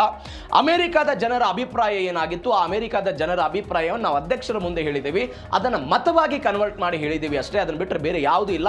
ನಾವು ಟ್ರಂಪ್ ಅವರ ಹೆದರಿಕೆಗೆ ನಾನು ಬಗ್ಗಲ್ಲ ಅಂತ ಯಾರು ಹೇಳಿದ್ರು? ಕ್ಯಾಸಿಡಿ ಹೇಳಿಕೆಯನ್ನು ಕೊಟ್ಟರು. ಈ ಘಟನೆ ಆದ ನಂತರ ಒಂದು ಬೆಳವಣಿಗೆ ಆಯ್ತಂತೆ. ಈ 4 ಜನ ಸೆನೆಟರ್ಗಳಿಗೆ ವಾಗ್ವಾದ ಆಯಿತು. ವಾಗ್ವಾದ ಆದ ನಂತರ ಅಲ್ಲೇ ಒನ್ಸ್ ಅಗೇನ್ ಮತಕ್ಕೆ ಹಾಕಲಾಯಿತಂತೆ. ಗಮನಿಸಬೇಕಾದಂಥ ಸಂಗತಿ ನೀವು. ಡೊನಾಲ್ಡ್ ಟ್ರಂಪ್ ಅವರಿಗೆ ರೋಷಾವೇಶ ಆ ಪರಿಪ್ರಮಾಣದಲ್ಲಿತ್ತು ಅಂತೆಲ್ಲ ಹೇಳ್ತಿದ್ದಾರೆ. ಅಲ್ಲೇ ಒನ್ಸ್ ಅಗೇನ್ ಮತಕ್ಕೆ ಹಾಕಲಾಯಿತಂತೆ. ಒನ್ಸ್ ಅಗೇನ್ ಮತವೂ ಕೂಡ ಡೊನಾಲ್ಡ್ ಟ್ರಂಪ್ ಅವರ ವಿರುದ್ಧವೇ. ಇಷ್ಟೆಲ್ಲ ಬೆಳವಣಿಗೆಗಳು, ಜಗಳಗಳಾದ ನಂತರವೂ ಕೂಡ ಡೊನಾಲ್ಡ್ ಟ್ರಂಪ್ ಅವರ ವಿರುದ್ಧ ಒನ್ಸ್ ಅಗೇನ್ ನಿನ್ನೆ ಶ್ವೇತಭವನದಲ್ಲಿ ನಿರ್ಣಯ ಆಗಿದೆ ಅನ್ನುವಂಥದ್ದೊಂದು ಸುದ್ದಿ. ಮತ್ತೊಂದು ಕಡೆ ಒಂದು ಬೆಳವಣಿಗೆ ಆಗಿದೆ ಇರಾನ್ ಅಣು ಕೇಂದ್ರದ ವಿಚಾರಕ್ಕೆ ಸಂಬಂಧಪಟ್ಟಂತೆ. ಏನದು ಇರಾನ್ ಅಣು ಕೇಂದ್ರ ವಿಚಾರಕ್ಕೆ ಸಂಬಂಧಪಟ್ಟಂತೆ ಅಂತ ಹೇಳಿದರೆ, ಅವಕಾಶವನ್ನು ಕೊಡಬೇಕು, ಭೇಟಿ ಮಾಡೋದಕ್ಕೆ ಅವಕಾಶವನ್ನು ಕೊಡಬೇಕು ಅಂತ ಡೊನಾಲ್ಡ್ ಟ್ರಂಪ್ ಹೇಳ್ತಾ ಇದ್ದಾರೆ. ಅಂತಾರಾಷ್ಟ್ರೀಯ ಪರಮಾಣು ಅಧಿಕಾರಿಗಳು ಭೇಟಿ ಮಾಡೋದಕ್ಕೆ ಅಂತ. ಆದರೆ ಇರಾನ್ ಹೇಳ್ತಾ ಇದೆ, ಈ ಒಪ್ಪಂದ ಅಂತಿಮವಾಗುವ ತನಕವೂ ಕೂಡ ನಾವು ಯಾವುದೇ ಕಾರಣಕ್ಕೂ ಅವಕಾಶವನ್ನು ಕೊಡಲ್ಲ ಅಂತ ಅಂತಾರಾಷ್ಟ್ರೀಯ ಈ ಅಣುಶಕ್ತಿ ಸಂಸ್ಥೆಯ ಹೇಳಿಕೆಗೆ ಒಂದು ತಿರುಗೇಟು ಕೊಡೋ ಪ್ರಯತ್ನವನ್ನು ಮಾಡಿದೆ. ಅಂದರೆ ಅಂತಿಮ ಒಪ್ಪಂದದ ನಂತರ ನಾವು ತಪಾಸಣೆಗೆ ಅವಕಾಶವನ್ನು ಮಾಡಿಕೊಡ್ತೀವಿ ಅಂತ ಇರಾನ್ನ ಉಪ ವಿದೇಶಾಂಗ ಸಚಿವ ಕಾಜೆಮ್ ಘರಿಬಾಬಾ ಹೇಳಿಕೆಯನ್ನು ಕೊಟ್ಟಿದ್ದಾರೆ. ಕರಿಬಾಬಾದಿ ಹೇಳಿಕೆಯನ್ನು ಕೊಟ್ಟಿರೋದು. ಸಂಪೂರ್ಣ ನಿರ್ಬಂಧ ತೆರವಾಗಬೇಕು, ಅಮೆರಿಕ ಇರಾನ್ನ ಮೇಲೆ ಹೇರಿರುವಂಥ ಸಂಪೂರ್ಣ ನಿರ್ಬಂಧ ತೆರವಾಗಬೇಕು, ಅಲ್ಲಿಯ ತನಕ ನಾವೆಲ್ಲ ಅವಕಾಶವನ್ನು ಕೊಡಲ್ಲ ಅಂತ ಅವರೆಲ್ಲ ಹೇಳ್ತಾ ಇರೋದು. ಒಂದು ಆತಂಕ ಇದೆ ಇರಾನ್ಗೆ. ನಾನು ಪದೇ ಪದೇ ಇದನ್ನು ಹೇಳಿದ್ದೀವಿ. 2025ರಲ್ಲಿ ಇರಾನ್ಗೆ ಗೊತ್ತೇ ಇಲ್ಲದಂತೆ ಅಮೆರಿಕಾದವರೆಲ್ಲ ದಾಳಿ ಮಾಡಿಬಿಟ್ರು. ಅಂಥದ್ದೇ ದಾಳಿ ನಮ್ಮ ಮೇಲೆ ಮತ್ತೊಂದು ಸರಿ ಆಗಬಹುದು ಅಂತ ಇದೀಗ ಅವ್ರಿಗೆಲ್ಲ ಹೆದರಿಕೆ. ಹೀಗಾಗಿ ನಂಟಾಜ್, ಫೋರ್ಡ್, ಇಸ್ಫಹಾನ್ ತಪಾಸಣಾ ಕೇಂದ್ರಗಳನ್ನೆಲ್ಲ ಬಂದ್ ಮಾಡಿದ್ದಾರೆ ಅವರು. ಮತ್ತೊಂದು ಕಡೆ ಮಹತ್ವದ ಬೆಳವಣಿಗೆ ಏನು ಅಂತ ಹೇಳಿದ್ರೆ, ವಿಶ್ವಸಂಸ್ಥೆಯ ಅಣುಶಕ್ತಿ ಮಹಾನಿರ್ದೇಶಕ ರಾಗೆಲ್ ಗ್ರೋಸಿ ಒಂದು ಹೇಳಿಕೆಯನ್ನು ಕೊಟ್ಟಿದ್ದಾರೆ. ನೀವು ಇರಾನ್ ಮತ್ತು ಅಮೆರಿಕಾದ ನಡುವೆ ಈ ಹಗ್ಗ ಜಗ್ಗಾಟಗಳು ಆಗ್ತಾ ಇದೆ, ತಪಾಸಣೆಗೆ ಅವಕಾಶ ಕೊಡಬೇಕು, ತಪಾಸಣೆಗೆ ಅವಕಾಶವನ್ನು ನಾವು ಕೊಡಲ್ಲ ಅಂತ. ಇವೆಲ್ಲದರ ನಡುವೆ ಗ್ರೋಸಿ ಹೇಳ್ತಾ ಇದ್ದಾರೆ, ಜಪಾನ್ನಲ್ಲಿ ಒಂದು ಸುದ್ದಿಗೋಷ್ಠಿ ಮಾಡಿದ್ರು ಅವರು, ಅಮೆರಿಕ ಮತ್ತು ಇರಾನ್ನ ನಡುವೆ ಏನೇ ಒಪ್ಪಂದದ ಪ್ರಕಾರ 8ನೇ ಪ್ಯಾರಾದಲ್ಲಿ ಇರಾನ್ ಪರಮಾಣು ಚಟುವಟಿಕೆಗಳನ್ನು ಅಂತಾರಾಷ್ಟ್ರೀಯ ಪರಮಾಣು ಸಂಸ್ಥೆಗಳು ಎಲ್ಲ ಅಬ್ಸರ್ವೇಷನ್ ಮಾಡುತ್ತೆ. ಇದು ರಾಜಕೀಯ ಮಾತುಕತೆಗಳು ಏನೇ ಆಗಿರಲಿ, ಈ ರಾಜಕೀಯ ಮಾತುಕತೆಗಳ ನಂತರವೂ ಕೂಡ ಅಂತಾರಾಷ್ಟ್ರೀಯ ಪರಮಾಣು ಕೇಂದ್ರದ ಅಧಿಕಾರಿಗಳು ಇರಾನ್ಗೆ ಭೇಟಿ ಕೊಡ್ತಾರೆ. ಇರಾನ್ಗೆ ಭೇಟಿ ಕೊಟ್ಟ ನಂತರ ಅಲ್ಲಿ ಎಲ್ಲವನ್ನ ತಪಾಸಣೆ ಮಾಡ್ತಾರೆ. ಯಾವುದಕ್ಕೂ ಕೂಡ ನಾವು ಹಿಂದೇಟಾಕಲ್ಲ. ಇರಾನ್ಗೆ ಭೇಟಿ ಕೊಡುವಂತಹ ದಿನಾಂಕನ್ನ ಕೆಲವೇ ದಿನಗಳಲ್ಲಿ ನಾವು ಘೋಷಣೆ ಮಾಡ್ತೀವಿ ಅಂತ ಇದೀಗ ಅಂತಾರಾಷ್ಟ್ರೀಯ ಪರಮಾಣು ಸಂಸ್ಥೆಯ ಅಧಿಕಾರಿಗಳು ಒಂದು ಸ್ಪಷ್ಟನೆ ಕೊಟ್ಟಿದ್ದಾರೆ. ಇದೀಗ ಅದು ಒಂದು ಹಂತಕ್ಕೆ ಬಂದು ನಿಂತಿದೆ. ಇರಾನ್ ಹೆಂಗೆ ಸ್ವೀಕಾರ ಮಾಡುತ್ತೆ ಕಾದ್ ನೋಡೋಣ. ಇದು ಜೀ ಕನ್ನಡ ನ್ಯೂಸ್ ಡಿಎನ್ಎ ಮೊದಲ ಸುದ್ದಿ. ಎರಡನೇ ಸುದ್ದಿಗೆ ಹೋಗೋದಾದರೆ, ಅಮೆರಿಕ, ಇರಾನ್, ರಷ್ಯಾ ಮತ್ತು ಉಕ್ರೇನ್ ನಡುವೆ ಯುದ್ಧ ಆಗ್ತಾ ಇದೆ. ಈ ಯುದ್ಧದ ನಡುವೆ ಚೀನಾ, ರಷ್ಯಾ ಒಂದು ಕಡೆ ಸೇರಿಕೊಂಡು, ಮತ್ತೊಂದು ಕಡೆ ಯುರೋಪಿಯನ್ ಕಂಟ್ರಿಗಳು, ಅಮೆರಿಕ ಸೇರಿಕೊಂಡು ಜಗತ್ತಿಗೆ ನಾವೇ ಬಾಸು ಅಂತ ಬಾಸ್ ಆಗಿ America once again great, America ಮತ್ತೊಮ್ಮೆ ಗ್ರೇಟ್ ಆಗಬೇಕು ಎನ್ನುವಂಥ ಒಂದು ಟ್ಯಾಗ್ಲೈನ್ ಅಡಿಯಲ್ಲೇ ಡೊನಾಲ್ಡ್ ಟ್ರಂಪ್ ಅವರು ಯುದ್ಧಕ್ಕೆ ಹೋಗ್ತಾ ಇದ್ದಾರೆ. ಯುದ್ಧದ ಭಾಗವಾಗಿ ಎಲ್ಲ ಬೆಳವಣಿಗೆ ಆಗ್ತಾ ಇದೆ. ಇವೆಲ್ಲದರ ನಡುವೆ ಯಾವ್ಯಾವ ಶತ್ರು ದೇಶಗಳಿತ್ತಲ್ಲ, ಅದು ಚೀನಾ ಆಗಿರ್ಬೋದು, ಅದಾದ ನಂತರ ಇರಾನ್, ಇಸ್ರೇಲ್ ಮತ್ತು ಅಮೆರಿಕ ಒಂದಕ್ಕೊಂದು ತದ್ವಿರುದ್ಧ. ನೀವು ಇಸ್ರೇಲ್ ಮತ್ತು ಅಮೆರಿಕ ಮಿತ್ರ ರಾಷ್ಟ್ರಗಳು ಅಂತ ಹೇಳ್ತೀವಿ, ಚೀನಾ ಮತ್ತು ಇರಾನ್ ಮಿತ್ರ ದೇಶಗಳು ಅಂತ ಹೇಳ್ತೀವಿ. ಇಸ್ರೇಲ್ಗೆ ಇರಾನ್ ಕಂಡ್ರೆ ಆಗಲ್ಲ, ಇರಾನ್ಗೆ ಇಸ್ರೇಲ್ ಕಂಡ್ರೆ ಆಗಲ್ಲ. ಅಮೆರಿಕ ಮತ್ತು ಚೀನಾದ ನಡುವೆಯೂ ಕೂಡ ಸಂಬಂಧ ಹಳಸಿ ಹೋಗಿರೋದನ್ನು ನಾವೆಲ್ಲ ನೋಡ್ತಾ ಇದ್ದೀವಿ. ಪ್ರಬಲ ಪೈಪೋಟಿ ನಡೀತಾ ಇದೆ. ಈ ಪ್ರಬಲ ಪೈಪೋಟಿಯ ನಡುವೆ ಭಾರತ ಜಾಗತಿಕವಾಗಿ ಎಲ್ಲರಿಗೂ ಕೂಡ ಬೇಕಾದಂತಹ ದೇಶವಾಗಿ ಹೊರಹೊಮ್ತಾ ಇದೆ. ಎಲ್ಲೋ ಯುದ್ಧ ಆದರೂ ಕೂಡ ಭಾರತದ ನಾಯಕತ್ವ ಇದನ್ನು ಬಗೆಹರಿಸಬಹುದು, ಆಸಕ್ತಿ ಸಾಮರ್ಥ್ಯ ಅವರ ಹತ್ರ ಇದೆ ಅಂತ ಅನೇಕ ರಾಜತಾಂತ್ರಿಕರು, ಬೇರೆ ಬೇರೆ ದೇಶದವರೆಲ್ಲ ಹೇಳಿದ್ದನ್ನು ನೋಡಿದ್ದೀವಿ. ಇದೇ ಇರಾನ್ ಅಮೆರಿಕದ ನಡುವೆ ಭಾರತ ಮಧ್ಯಸ್ಥಿಕೆ ವಹಿಸಬೇಕು ಅಂತ ಇರಾನ್ನ ರಾಯಭಾರಿ ಭಾರತದಲ್ಲಿರೋರು ಕೂಡ ಹೇಳಿಕೆ ಕೊಟ್ಟಿದ್ದನ್ನು ನೋಡಿದ್ದೀವಿ. ರಷ್ಯಾ ಉಕ್ರೇನ್ ಯುದ್ಧ ಆದಂತಹ ಸಮಯದಲ್ಲಿ ಉಕ್ರೇನ್ ಅವರು ಹೇಳಿದ್ದನ್ನು ನೋಡಿದ್ದೀವಿ. ಉಕ್ರೇನ್ಗೆ ಮೋದಿ ಅವರು ಹೋಗಿ ಭೇಟಿ ಕೊಟ್ಟಿದ್ದು, ರಷ್ಯಾಗೆ ಹೋಗಿ ಭೇಟಿ ಕೊಟ್ಟಿದ್ದು ಎಲ್ಲವೂ ಕೂಡ ಆಗ್ತಾ ಇದೆ. ಇದಕ್ಕೆ ಎಲ್ಲ ದೇಶಗಳನ್ನು ಕೂಡ ತನ್ನ ತೆಕ್ಕೆಗೆ ತೆಗೆದುಕೊಳ್ಳುವ ಪ್ರಯತ್ನವನ್ನು ಅಮೆರಿಕ ಮಾಡ್ತಾ ಇದೆ, ಭಾರತ ಮಾಡ್ತಾ ಇದೆ. ಯಾವುದ್ರ ಮುಖಾಂತರ ಅಂತ ಹೇಳಿದ್ರೆ, ತನ್ನ ಬಳಿ ಇರುವಂತಹ ವಿದೇಶಾಂಗ ನೀತಿಯ ಮುಖಾಂತರ. ಹೆಂಗೆ ಸಾಧ್ಯ ಆಯ್ತಿದು, ಏನಾಯ್ತು, ಡೀಟೇಲ್ಸ್ ನೋಡ್ತಾ ಹೋಗೋಣ. ಬದ್ಧ ವೈರಿಗಳು ಕೂಡ ಇದೀಗ ಭಾರತದ ದೋಸ್ತ ಆಗಿಬಿಟ್ಟಿದ್ದಾರೆ. ಯಾರ್ಯಾರು ಬದ್ಧ ವೈರಿಗಳು? ಅಮೆರಿಕ, ಇರಾನ್ ಇದೆ, ಚೀನಾ, ಅದಾದ ನಂತರ ಇಸ್ರೇಲ್. ಬದ್ಧ ವೈರಿಗಳೆಲ್ಲರೂ ಕೂಡ ಇದಕ್ಕೆಲ್ಲರೂ ಕೂಡ ಭಾರತವೇ ಆಪ್ತ ಅಂತ ಹೇಳ್ತಾ ಇರೋದು. ಚೀನಾ, ಅಮೆರಿಕ, ಇರಾನ್ ಮತ್ತು ಇಸ್ರೇಲ್ ಬದ್ಧ ವೈರಿಗಳನ್ನು ಪ್ರಧಾನಿ ನರೇಂದ್ರ ಮೋದಿ ಇದೀಗ ಒಗ್ಗೂಡಿಸುವ ಪ್ರಯತ್ನ ಆಗ್ತಾ ಇದೆ. ನೀವು ನೋಡಿ, ಚೀನಾ, ಅಮೆರಿಕ, ಇರಾನ್, ಇಸ್ರೇಲ್ ಬೇರೆ ಬೇರೆ ಕಾರಣಕ್ಕಾಗಿ ತಮ್ಮ ತಮ್ಮ ಹಿತಾಸಕ್ತಿಗಳಾಗಿ ವಿರೋಧವನ್ನು ಕಟ್ಟಿಕೊಂಡಿರೋದನ್ನು ನೋಡ್ತಾ ಇದ್ದೀವಿ. ಬಟ್ ಭಾರತ ಯಾವತ್ತೂ ಕೂಡ ಶತ್ರುತ್ವವನ್ನು ಯಾವ ದೇಶದ ಜೊತೆಗೂ ಕೂಡ ಇಟ್ಕೊಂಡಿಲ್ಲ. ಅಮೆರಿಕಾದ ಜೊತೆಗೆ ನಾವು ಕ್ವಾಡ್ ಒಕ್ಕೂಟ ಹೊಂದಿದ್ದೀವಿ, L202 ಅವರ ಜೊತೆಗೆ ನಾವೆಲ್ಲ ಸಂಬಂಧವನ್ನು ಇಟ್ಕೊಂಡಿದ್ದೀವಿ. ರಕ್ಷಣಾತ್ಮಕವಾಗಿ ಆರ್ಥಿಕ ಪಾಲುದಾರಿಕೆ ಇದೆ ನಮ್ಮದು ಅವರದ್ದು. ಚೀನಾದ ಜೊತೆಗೆ ಗಡಿ ವಿವಾದ ಇದ್ರೂ ಕೂಡ ಬ್ರಿಕ್ಸ್ ಇದೆ. ಶಾಂಘೈ ಸಹಕಾರ ಸಂಘಟನೆ ಜೊತೆಗೆ ರಾಜತಾಂತ್ರಿಕ ಸಂಬಂಧ ಇಟ್ಕೊಂಡಿದ್ದೀವಿ. ಇಸ್ರೇಲ್ನ ಜೊತೆಗೆ ರಕ್ಷಣಾ ಮತ್ತು ಅತ್ಯಾಧುನಿಕ ತಂತ್ರಜ್ಞಾನ ಸಂಬಂಧವನ್ನು ಇಟ್ಕೊಂಡಿದ್ದೀವಿ. ಹೆಚ್ಚು ರಕ್ಷಣಾ ಸಾಮಗ್ರಿಗಳನ್ನು ಇಸ್ರೇಲ್ ನಮಗೆಲ್ಲ ಕೊಡುತ್ತೆ. ಅದಾದ ನಂತರ ಇರಾನ್ನ ಜೊತೆಗೆ ಚಬಹಾರ್ ಬಂದರ ಜೊತೆಗೆ ಅದರ ಜೊತೆಗೆ ನಾವೆಲ್ಲ ಇದ್ದೀವಿ, ಅದರ ಅಭಿವೃದ್ಧಿ ಪಡಿಸ್ತೀವಿ ಅಂತ ಭಾರತ ಹಣವನ್ನು ಇನ್ವೆಸ್ಟ್ ಮಾಡ್ತಾ ಇದೆ. ಮತ್ತೊಂದು ಕಡೆ ಇರಾನ್ ಇದೀಗ ಒನ್ಸ್ ಅಗೇನ್ ತೈಲವನ್ನು ನಮಗೆ ರಫ್ತು ಮಾಡೋದಕ್ಕೆ ಹೋಗ್ತಾ ಇದೆ. ಅಂದರೆ 4 ದೇಶಗಳ ಜೊತೆಗೂ ಕೂಡ ಅತ್ಯುತ್ತಮವಾದ ಸಂಬಂಧವನ್ನು ಹೊಂದ್ಕೊಳ್ತಾ ಇದ್ದೀವಿ. ಅಂದರೆ ಭಾರತ ಈ ತನಕವೂ ಕೂಡ ಯಾವುದೇ ಬಣಕ್ಕೆ ಇಲ್ಲಿಯ ತನಕವೂ ಕೂಡ ಅದು ತನ್ನನ್ನು ತಾನು ಒಗ್ಗೂಡಿಸ್ಕೊಂಡಿಲ್ಲ ಅಂತ. ನೀವು ಅಮೆರಿಕ ವರ್ಸಸ್ ಸೋವಿಯತ್ ಒಕ್ಕೂಟ ಆದಂತಹ ಸಮಯದಲ್ಲೂ ಕೂಡ ಜವಾಹರ್ಲಾಲ್ ನೆಹರು ಅಲಿಪ್ತ ನೀತಿಯನ್ನು ಅನುಸರಿಸಿದ್ರು. ಯಾವಾಗ 1947ರಲ್ಲಿ ಭಾರತಕ್ಕೆ ಸ್ವತಂತ್ರ ಬಂದ ನಂತರವೂ ಕೂಡ ನಾವು ಯಾವ ಬಣಕ್ಕೂ ಕೂಡ ಸೇರಲ್ಲ ಅಂತ. ನೀವು ಭಾರತದ ಸದುದ್ದೇಶವನ್ನು ನೋಡಿ, ಭಾರತ ಏನಂತ ಹೇಳುತ್ತೆ, ಸ್ವತಃ ಪ್ರಧಾನಿ ನರೇಂದ್ರ ಮೋದಿ ಅಥವಾ ಬೇರೆ ಬೇರೆಯವರು ಏನು ಹೇಳ್ತಿದ್ದಾರೆ, ವಸುದೈವಕಂ ಕುಟುಂಬ ಅಂತ ನಾವೆಲ್ಲ ಹೇಳ್ತೀವಿ, ವಸುದೈವಕ ಕುಟುಂಬಂ ಅಂತ. ಅಂದರೆ ಇದರ ಅರ್ಥ ಏನು, ಇಡೀ ವಿಶ್ವವೇ ಒಂದು ಕುಟುಂಬ ಅಂತ. ಯಾವುದೇ ಯುದ್ಧ ಆದಂತಹ ಸಮಯದಲ್ಲೂ ಕೂಡ ಭಾರತ ಏನು ಹೇಳ್ತು, ಮಾತುಕತೆಗಳ ಮುಖಾಂತರ ಇವೆಲ್ಲವನ್ನು ಬಗೆಹರಿಸಿಕೊಳ್ಬೇಕು. ಕೇವಲ ಈ ಯುದ್ಧ ಶಸ್ತ್ರಾಸ್ತ್ರಗಳ ಯುದ್ಧ ಅಲ್ಲ, ಮಾತಿನ ಮುಖಾಂತರ ಬಗೆಹರಿಸಿಕೊಳ್ಬೇಕು ಅಂತೆಲ್ಲ ಹೇಳ್ತಿದ್ದನ್ನು ನಾವೆಲ್ಲ ನೋಡಿದ್ವಿ. ಅಂದರೆ ನೀವು ನೋಡಿ, ರಷ್ಯಾ ಉಕ್ರೇನ್ ಯುದ್ಧ ಆದಂತಹ ಸಮಯದಲ್ಲಿ ಇದೇ ಯುರೋಪಿಯನ್ ದೇಶಗಳು ರಷ್ಯಾದ ಮೇಲೆ ಆರ್ಥಿಕ ದಿಗ್ಬಂಧನಗಳನ್ನು ಹೇರಿ ಉಕ್ರೇನ್ಗೆ ಸಹಾಯ ಮಾಡುವ ಪ್ರಯತ್ನವನ್ನು ಮಾಡಿದರು. ಅಂದರೆ ಪಾಶ್ಚಿಮಾತ್ಯರು ಎಲ್ಲರೂ ಕೂಡ ಏನು ಮಾಡಿದರು, ಯುದ್ಧಕ್ಕೆ ಬೇಕಾದಂಥ ಸಲಕರಣೆಗಳನ್ನು ಕೊಟ್ಟರು, ಇನ್ನೂ ಯುದ್ಧ ಜಾಸ್ತಿ ಆಗಲಿ ಅಂತ. ಭಾರತ ಏನು ಹೇಳ್ತು, ಮಾತುಕತೆಯ ಮುಖಾಂತರ ನೀವು ಬಗೆಹರಿಸಿಕೊಳ್ಳಿ ಅಂತ. ಒಂದು ರೀತಿಯಾದಂಥ ಅಲಿಪ್ತ ನೀತಿ, ಆ ಮುಖಾಂತರ ಭಾರತ ಎಲ್ಲರನ್ನ ಗೆಲ್ಲುವ ಪ್ರಯತ್ನವನ್ನು ಮಾಡಿದೆ. ಇದು ಒಂದು ಬೆಳವಣಿಗೆ. ಎರಡನೇ ಬೆಳವಣಿಗೆ ಏನು ಅಂತ ಹೇಳಿದ್ರೆ, ಡೊನಾಲ್ಡ್ ಟ್ರಂಪ್ ಅವರ ಬೆದರಿಕೆಗೆ ನರೇಂದ್ರ ಮೋದಿ ಕ್ಯಾರೆ ಎಂದಿಲ್ಲ. ಬ್ರಿಕ್ಸ್ ವಿರುದ್ಧದ ಡೊನಾಲ್ಡ್ ಟ್ರಂಪ್ ಬೆದರಿಕೆಗಳು ಸಂಪೂರ್ಣವಾಗಿ ವಿಫಲ ಹೊಂದ್ಬಿಟ್ಟಿದೆ. ನೋಡಿ, ಈ ಬ್ರಿಕ್ಸ್ ಅಲ್ಲಿ ಚೀನಾ ಇದೆ, ಭಾರತ ಇದೆ. ಇದರ ಮೂಲ ಉದ್ದೇಶ ಏನು ಅಂತ ಹೇಳಿದ್ರೆ, ಅವರವರ ದೇಶಗಳ ಕರೆನ್ಸಿಯ ಮುಖಾಂತರ ವ್ಯವಹಾರಗಳನ್ನು ಮಾಡೋದು, ಡಾಲರ್ ವ್ಯವಹಾರವನ್ನು ಕಡಿಮೆ ಮಾಡೋದು ಇದರೆಲ್ಲರ ಉದ್ದೇಶ ಆಗಿದೆ. ಭಯೋತ್ಪಾದನೆ ನಿಗ್ರಹ, ಸೈಬರ್ ಭದ್ರತೆಗೆಲ್ಲ ಪ್ರಧಾನಿ ನರೇಂದ್ರ ಮೋದಿ ಇದೀಗ ಒತ್ತು ಕೊಟ್ಟಿದ್ದಾರೆ. ಈ ಬ್ರಿಕ್ಸ್ನ ಉದ್ದೇಶ ಏನು ಅಂತ ಹೇಳಿದರೆ, ಅಮೆರಿಕ ಇದೆ, ಯುರೋಪ್ ಮತ್ತು ಏಕಸ್ವಾಮ್ಯ, ಇವರ ಎರಡು, ಅಮೆರಿಕ ಮತ್ತು ಯುರೋಪ್ನ ಏಕಸ್ವಾಮ್ಯವನ್ನು ಎಲ್ಲ ಕಡಿಮೆ ಮಾಡೋದು, ಡಾಲರ್ ಮುಕ್ತ ವ್ಯವಹಾರವನ್ನು ಮಾಡೋದು, ಡಾಲರ್ ಅವಲಂಬನೆಯನ್ನು ಕಡಿಮೆ ಮಾಡೋದು, ಸ್ಥಳೀಯ ಕರೆನ್ಸಿಯನ್ನು ಬಳಕೆ ಮಾಡಿಕೊಳ್ಳೋದು. ಮತ್ತೊಂದು ಕಡೆ ಈ ವಿಶ್ವ ಬ್ಯಾಂಕ್ ಮತ್ತು IMF ಏನಿದೆ, ಇಂಟರ್ನ್ಯಾಷನಲ್ ಮಾನಿಟರಿ ಫಂಡ್ ಮತ್ತು ವರ್ಲ್ಡ್ ಬ್ಯಾಂಕ್ ಏನಿದೆ, ಇವೆರಡೂ ಕೂಡ ಬ್ಯಾಂಕ್ಗಳು ಪಾಶ್ಚಿಮಾತ್ಯ ದೇಶ ಮತ್ತು ಅಮೆರಿಕದ ಮಾತಿಗೆ ತಕ್ಕಂತೆ ಕುಣಿಯುತ್ತೆ. ಇದಕ್ಕೆ ಪರ್ಯಾಯವಾಗಿ ಒಂದು ನ್ಯೂ ಡೆವಲಪ್ಮೆಂಟ್ ಬ್ಯಾಂಕ್ ಅನ್ನು ನಾವು ಸೃಷ್ಟಿ ಮಾಡಬೇಕು ಎನ್ನುವಂಥ ಆಲೋಚನೆ ಬ್ರಿಕ್ಸ್ನ ರಾಷ್ಟ್ರಗಳಿದೆ. ಹೀಗಾಗಿ ಇವರು ಕೂಡ ಒಂದು ಆಲೋಚನೆಯನ್ನು ಮಾಡ್ತಾ ಇದ್ದಾರೆ. ಇದು ಒಂದು ಬೆಳವಣಿಗೆ. ಬ್ರೆಜಿಲ್ ಇದೆ, ರಷ್ಯಾ, ಭಾರತ, ಚೀನಾ ಮತ್ತು ದಕ್ಷಿಣ ಆಫ್ರಿಕಾ ಮತ್ತು ಇತ್ತೀಚೆಗೆ ಕೆಲವೊಂದಿಷ್ಟು ದೇಶಗಳು ಕೂಡ ಅದಕ್ಕೆಲ್ಲ ಸೇರಿರುವುದು.